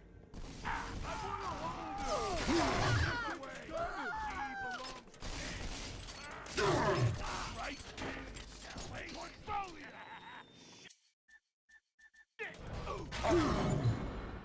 Daddy, I'm ready. Daddy, you always save me from monsters.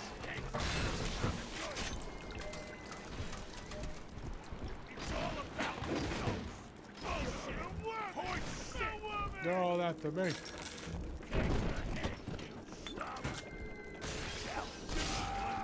For the family.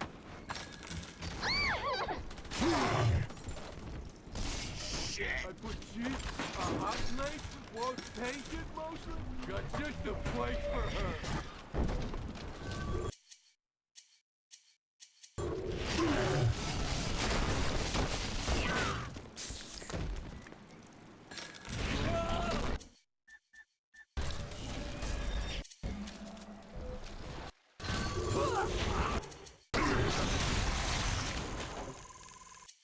It's me!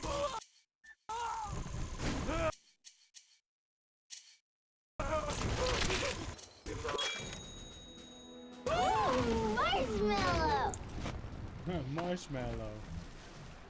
Yeah, that's what's happening.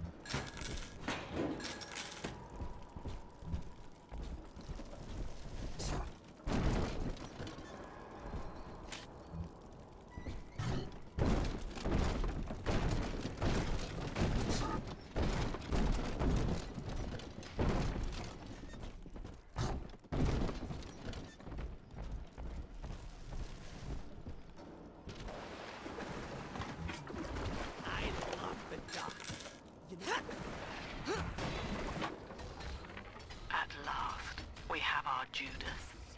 One of my own people has been feeding Ryan evidence of my activities, and now I am to be detained. As a religion, they merely monitored us, but as a commune, they would see us crucified.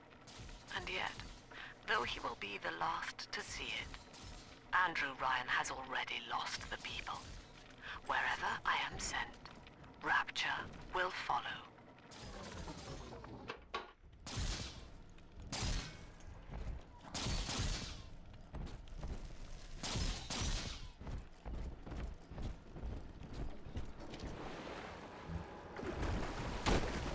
Here it is. Here you go.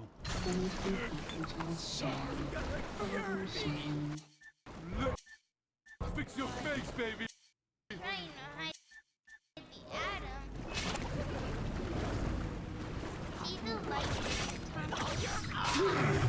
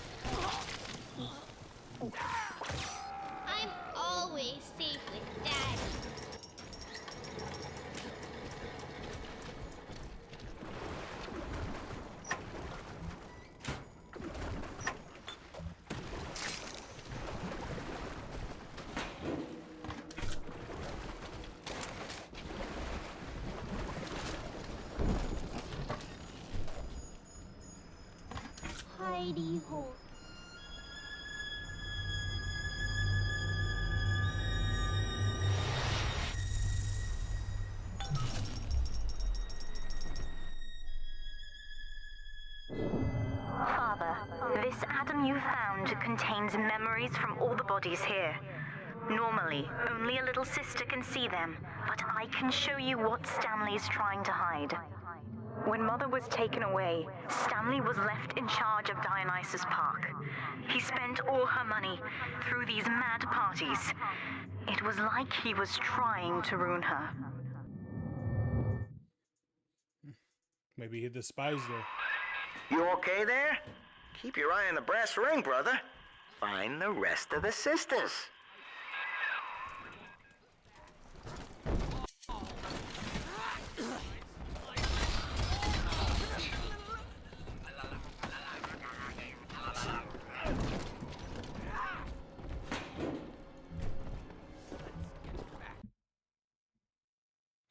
Oh, hold on.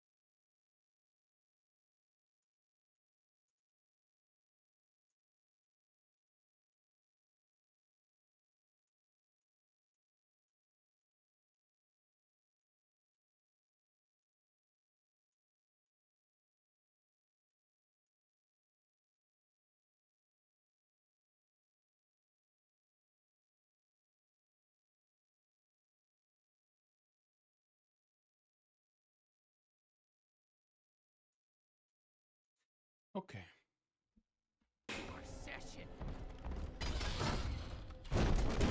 Hello? Subject Delta's just a serial number, amigo. I did a lot of digging on you for a feature once. They used to call you Johnny Topside. Found the city all on your own in a diving bell. Real shame what they did to you.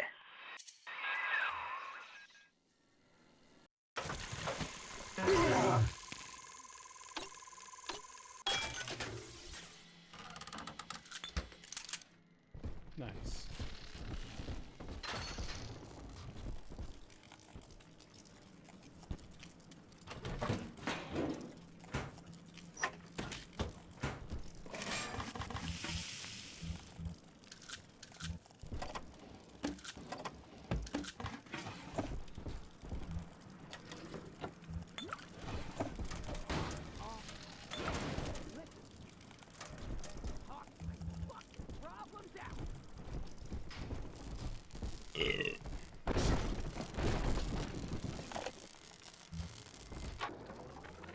The little sisters are getting older, which is troubling.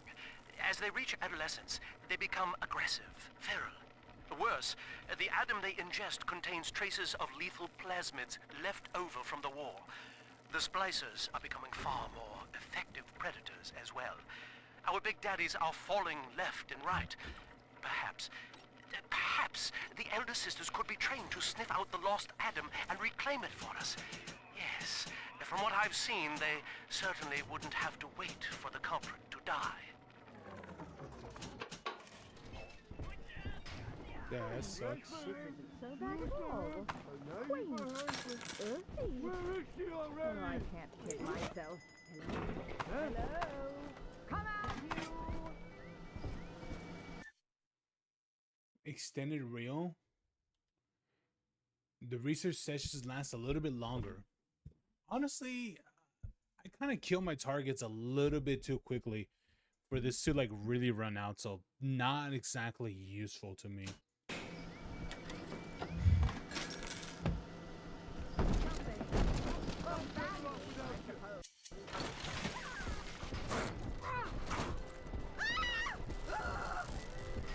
Someone that I've lost for a long time!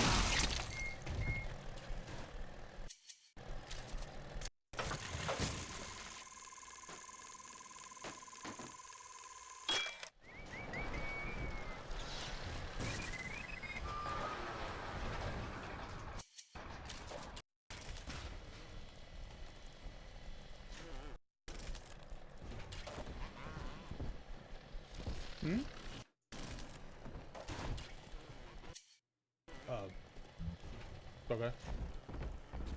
Whatever.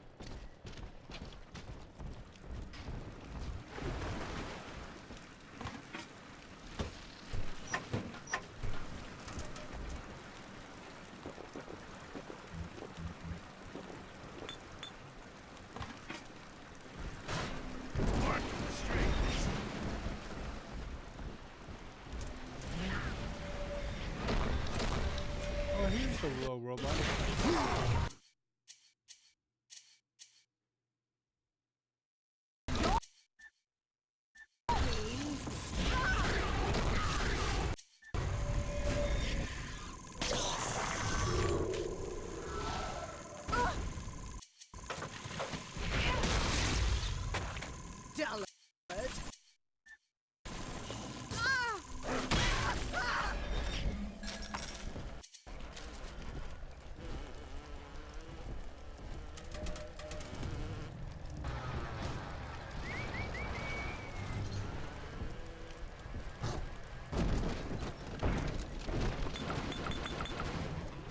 Oh yeah.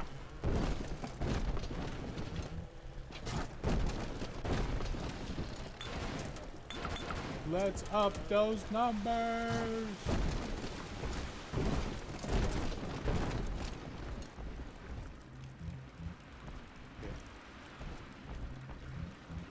Spear ammo.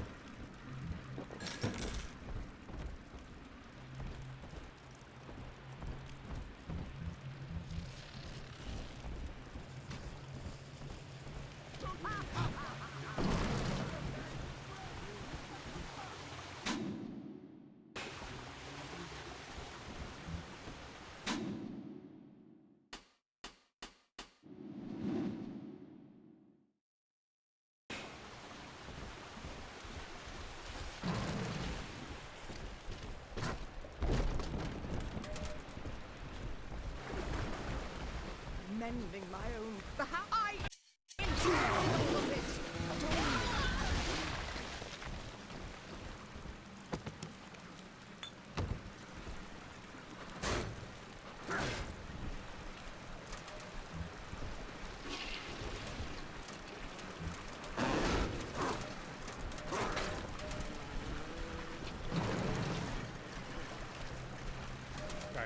God, you two are such idiots.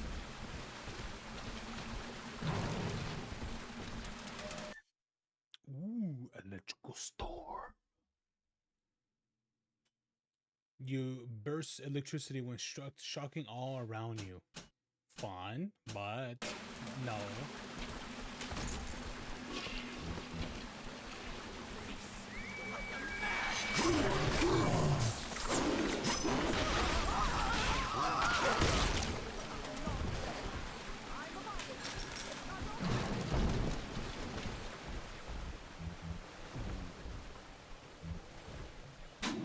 Why do the wait? What does a Tommy gun even hold 50 caliber rounds to begin with?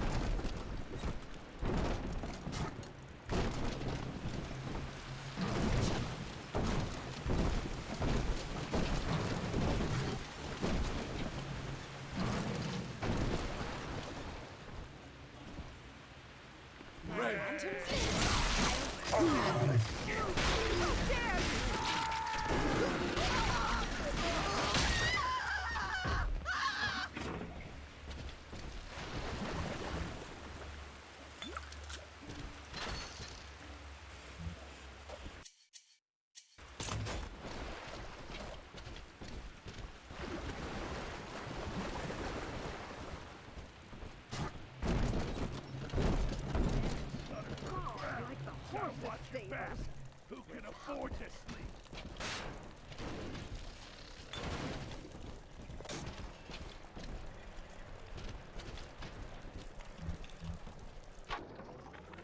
The little sisters are getting older, which is troubling. As they reach adolescence, they become aggressive, feral. Worse, the Adam they ingest contains traces of lethal plasmids left over from the war. The splicers are becoming far more effective predators as well. Our big daddies are falling left and right. Perhaps Perhaps the Elder Sisters could be trained to sniff out the lost Adam and reclaim it for us. Yes, from what I've seen, they certainly wouldn't have to wait for the culprit to die.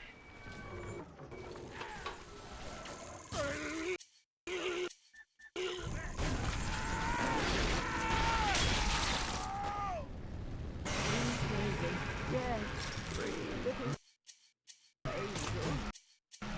All gone. I wonder if they missed.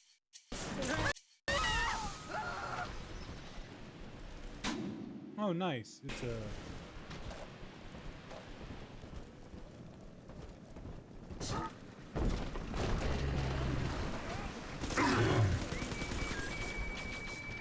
Oh, dumb shit.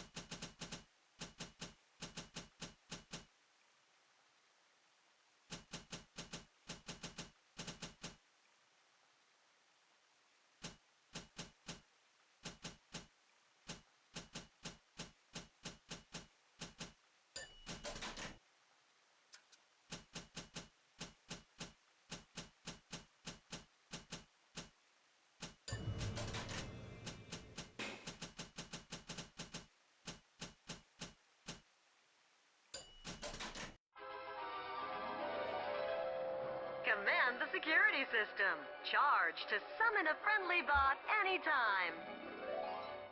I wonder if it's going to be a regular or an elite. It's probably going to be a regular.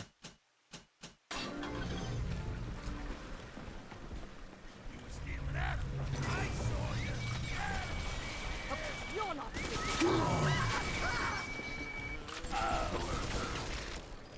It's a regular.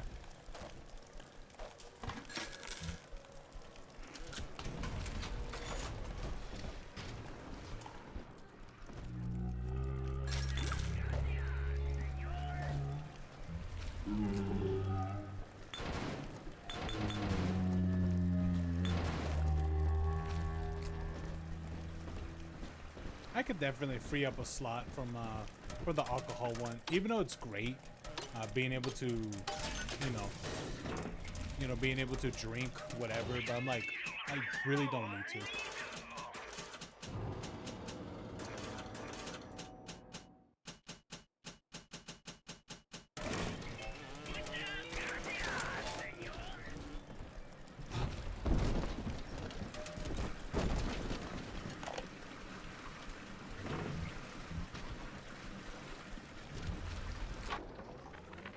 McDonough, listen.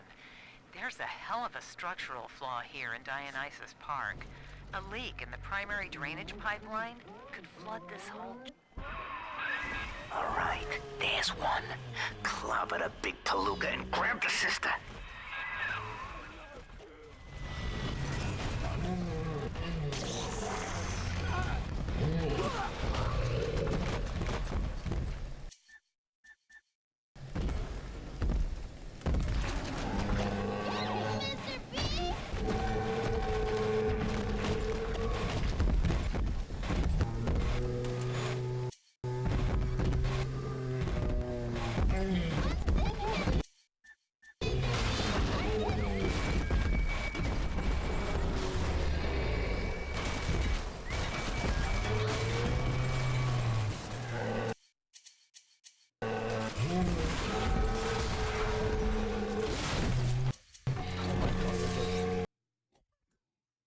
Oh my god, that does mega damage.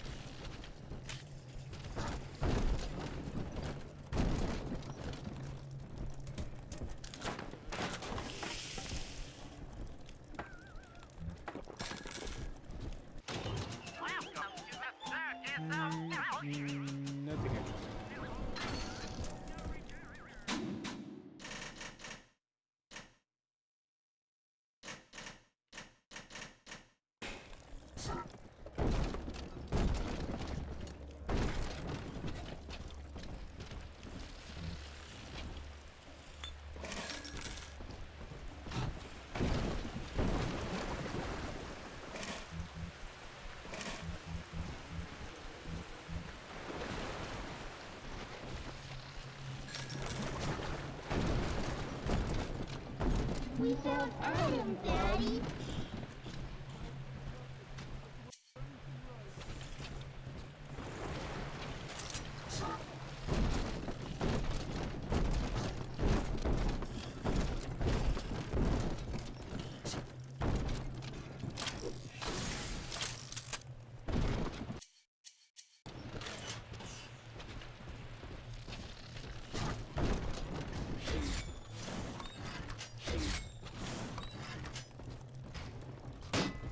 She doesn't like it. The fuck? I better get gone. It's dancing, Daddy, dancing. Yeah.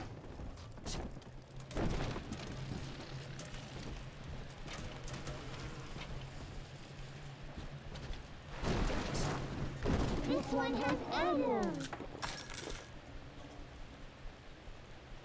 You're stealing. I know it. Let's fix your face, baby. Remember, so we remember.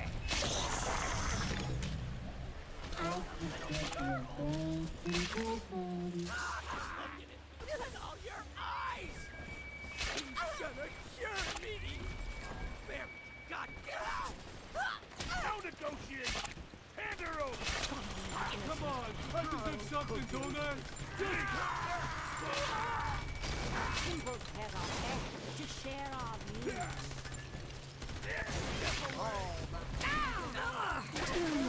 Goodbye. I mean, I can wait. Is that a Houdini? Oops.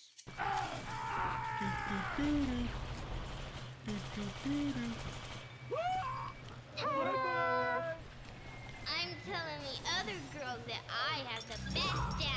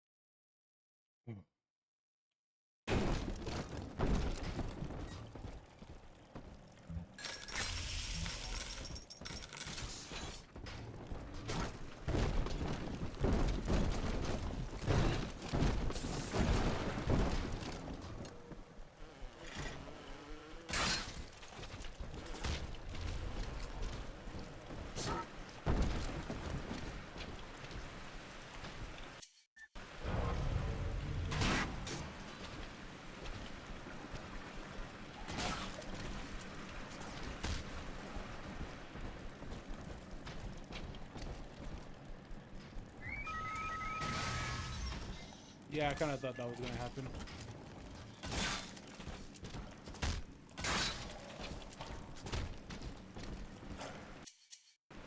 Oh, Daddy's right here. My property. Let's fix your face, baby. You're gonna hurt her. That's awful rude. Running out of.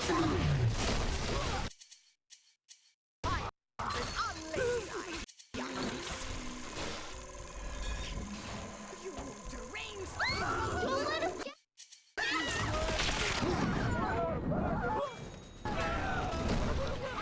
Yes! Run! Smart. He ain't going to your house. What's on my mind? Hand her over.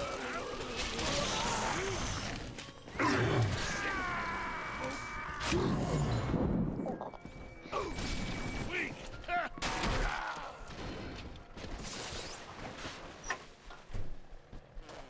He's nicer than other daddies.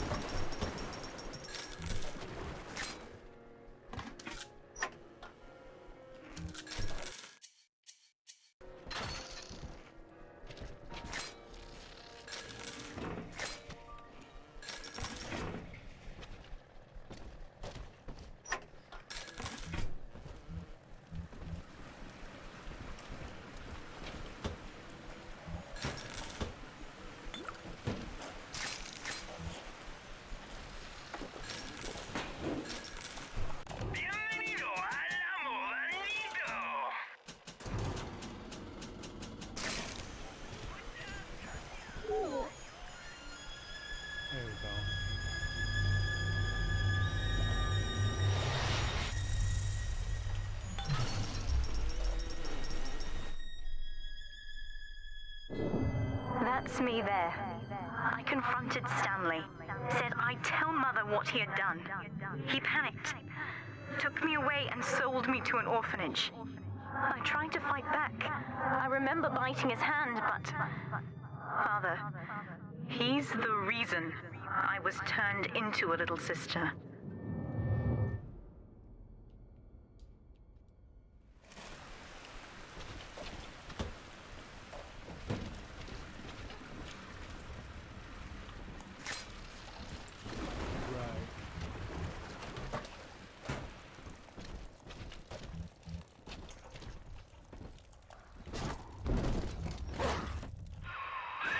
Now, you were just a deep-sea explorer with iron cojones, pal.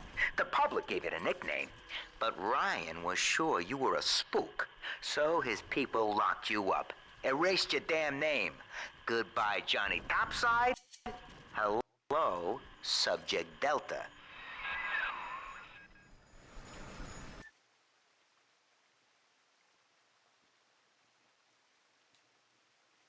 Ooh, little sisters gather Adam more quickly. I mean, it's alright.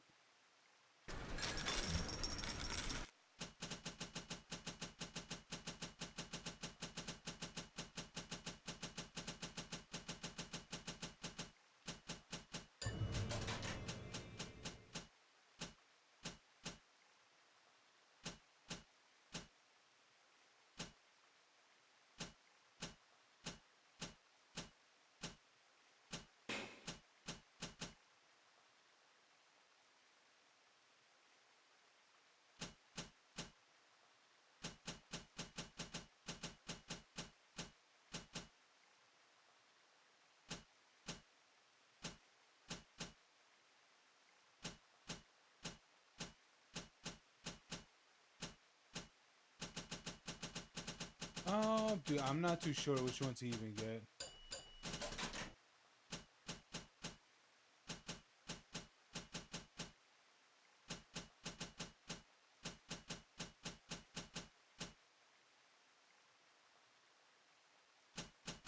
Oh my god. Place traps on walls and ceilings.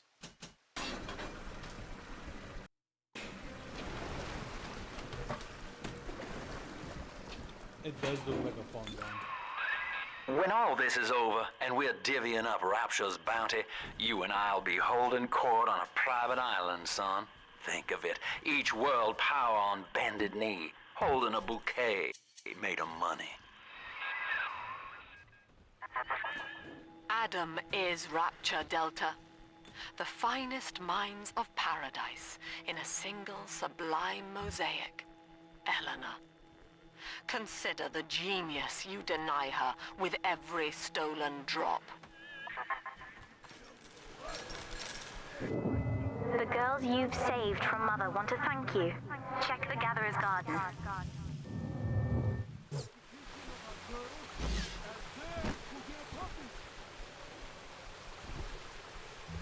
She could teleport.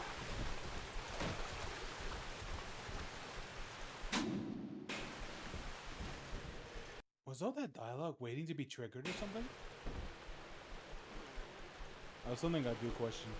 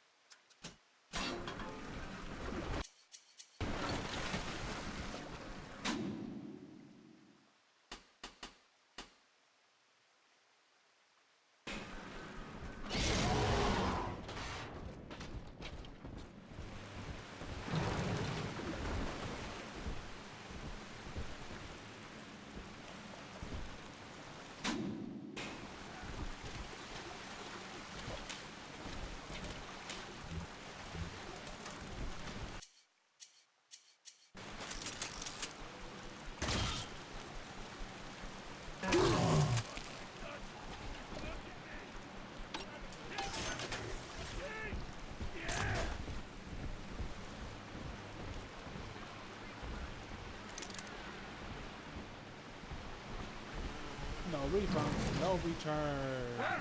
What?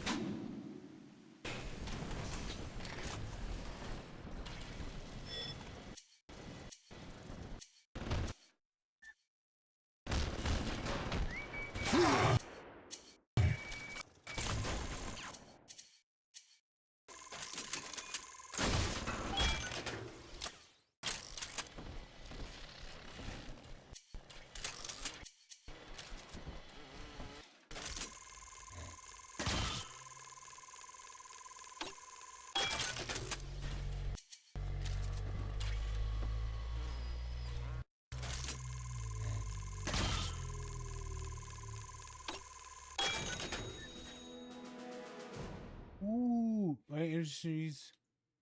Your hack bots do more damage. Now, does this apply to commanded turrets?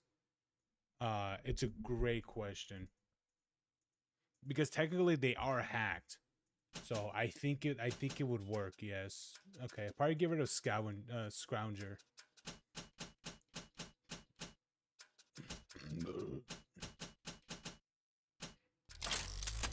Yeah. Yeah, because that is, I think that's gonna be it for the security. Yeah.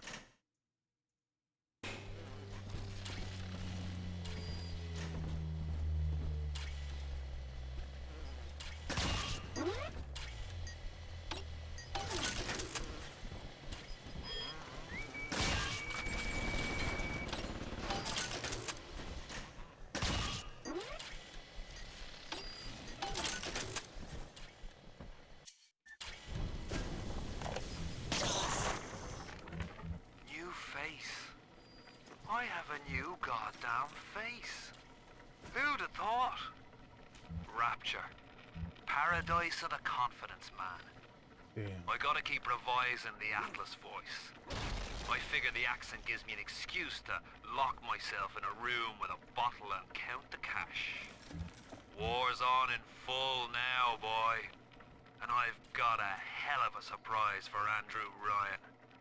Long time coming. I get a turn. And right Raises his about max now, health. I mean, I expect the prodigal son is booking his flight.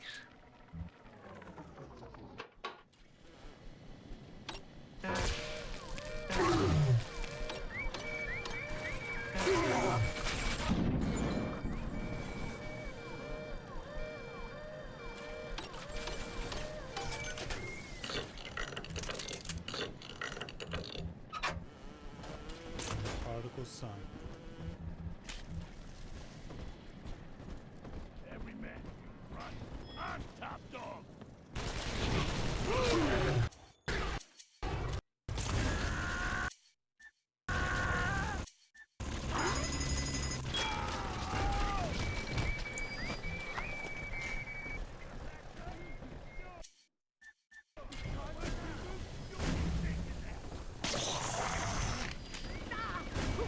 Schrodinger's cat. Wow, really? This cat. Cut it out already.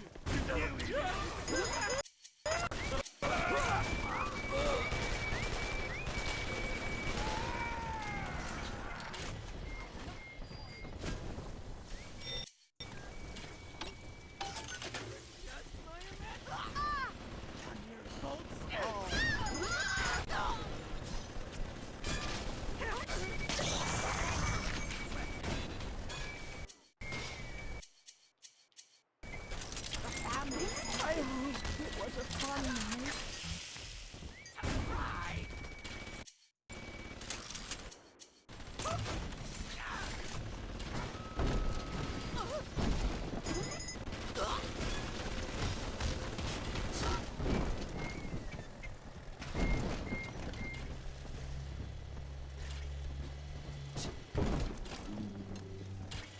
no point coming in here.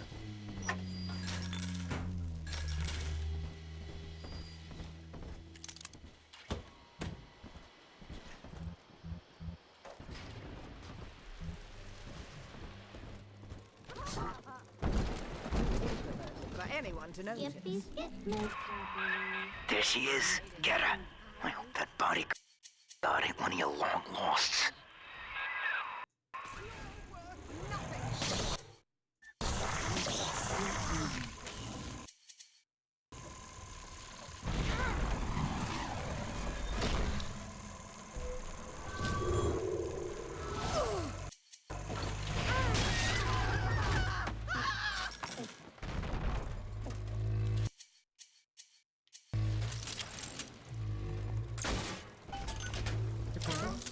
Mr. B.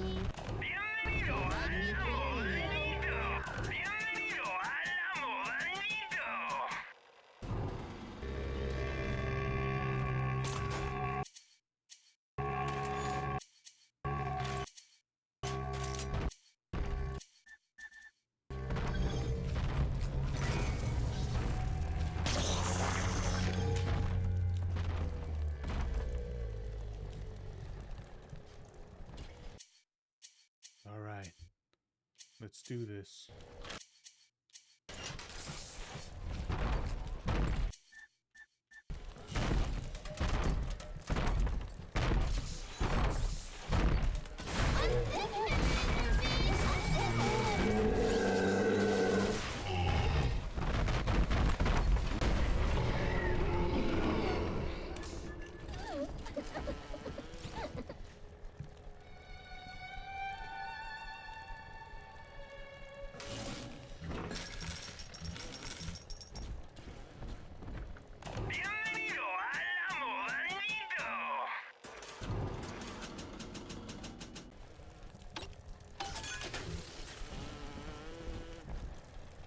Almost home again, Daddy.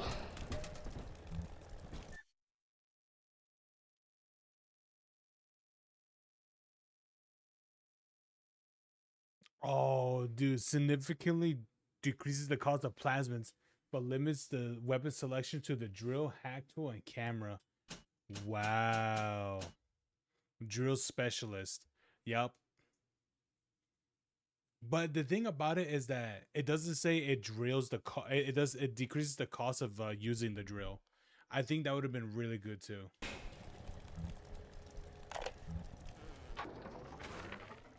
So, Ryan's goons are sweating me to prove this place is a closet commune. But I need time. Lamb's kid keeps staring me down like she knows that I'm a phony. I keep thinking of Johnny Topside, though. It took real guts to find Rapture like he did. It makes it easier not to crack if I sort of imagine that I'm him. Oh, this guy's such a I wimp. can't tell Lamb that, though. She'd probably say I got a secret need to fall into his arms and make a wild whoopee or something. Oh yeah, this guy's such a wimp. Alright guys, maybe I should log off for the night. I think I'm going to make a quick and fast probably reaction video. I'll probably end up doing that for sure. But yeah, but anyway, let me see if I can move this over here. All right, then I'll see you guys tomorrow. All right, see you guys. I don't know. I don't know if I'm gonna be on tomorrow. I'm gonna see. If I am, then that means that I won't be working on Saturday. But if I am on, then that means that I am gonna be working for Saturday. So I won't have a Friday stream then. But anyway, you guys have a good one. All right, you guys have a good night, and I'll see you guys whenever I'm back on. All right then. Peace.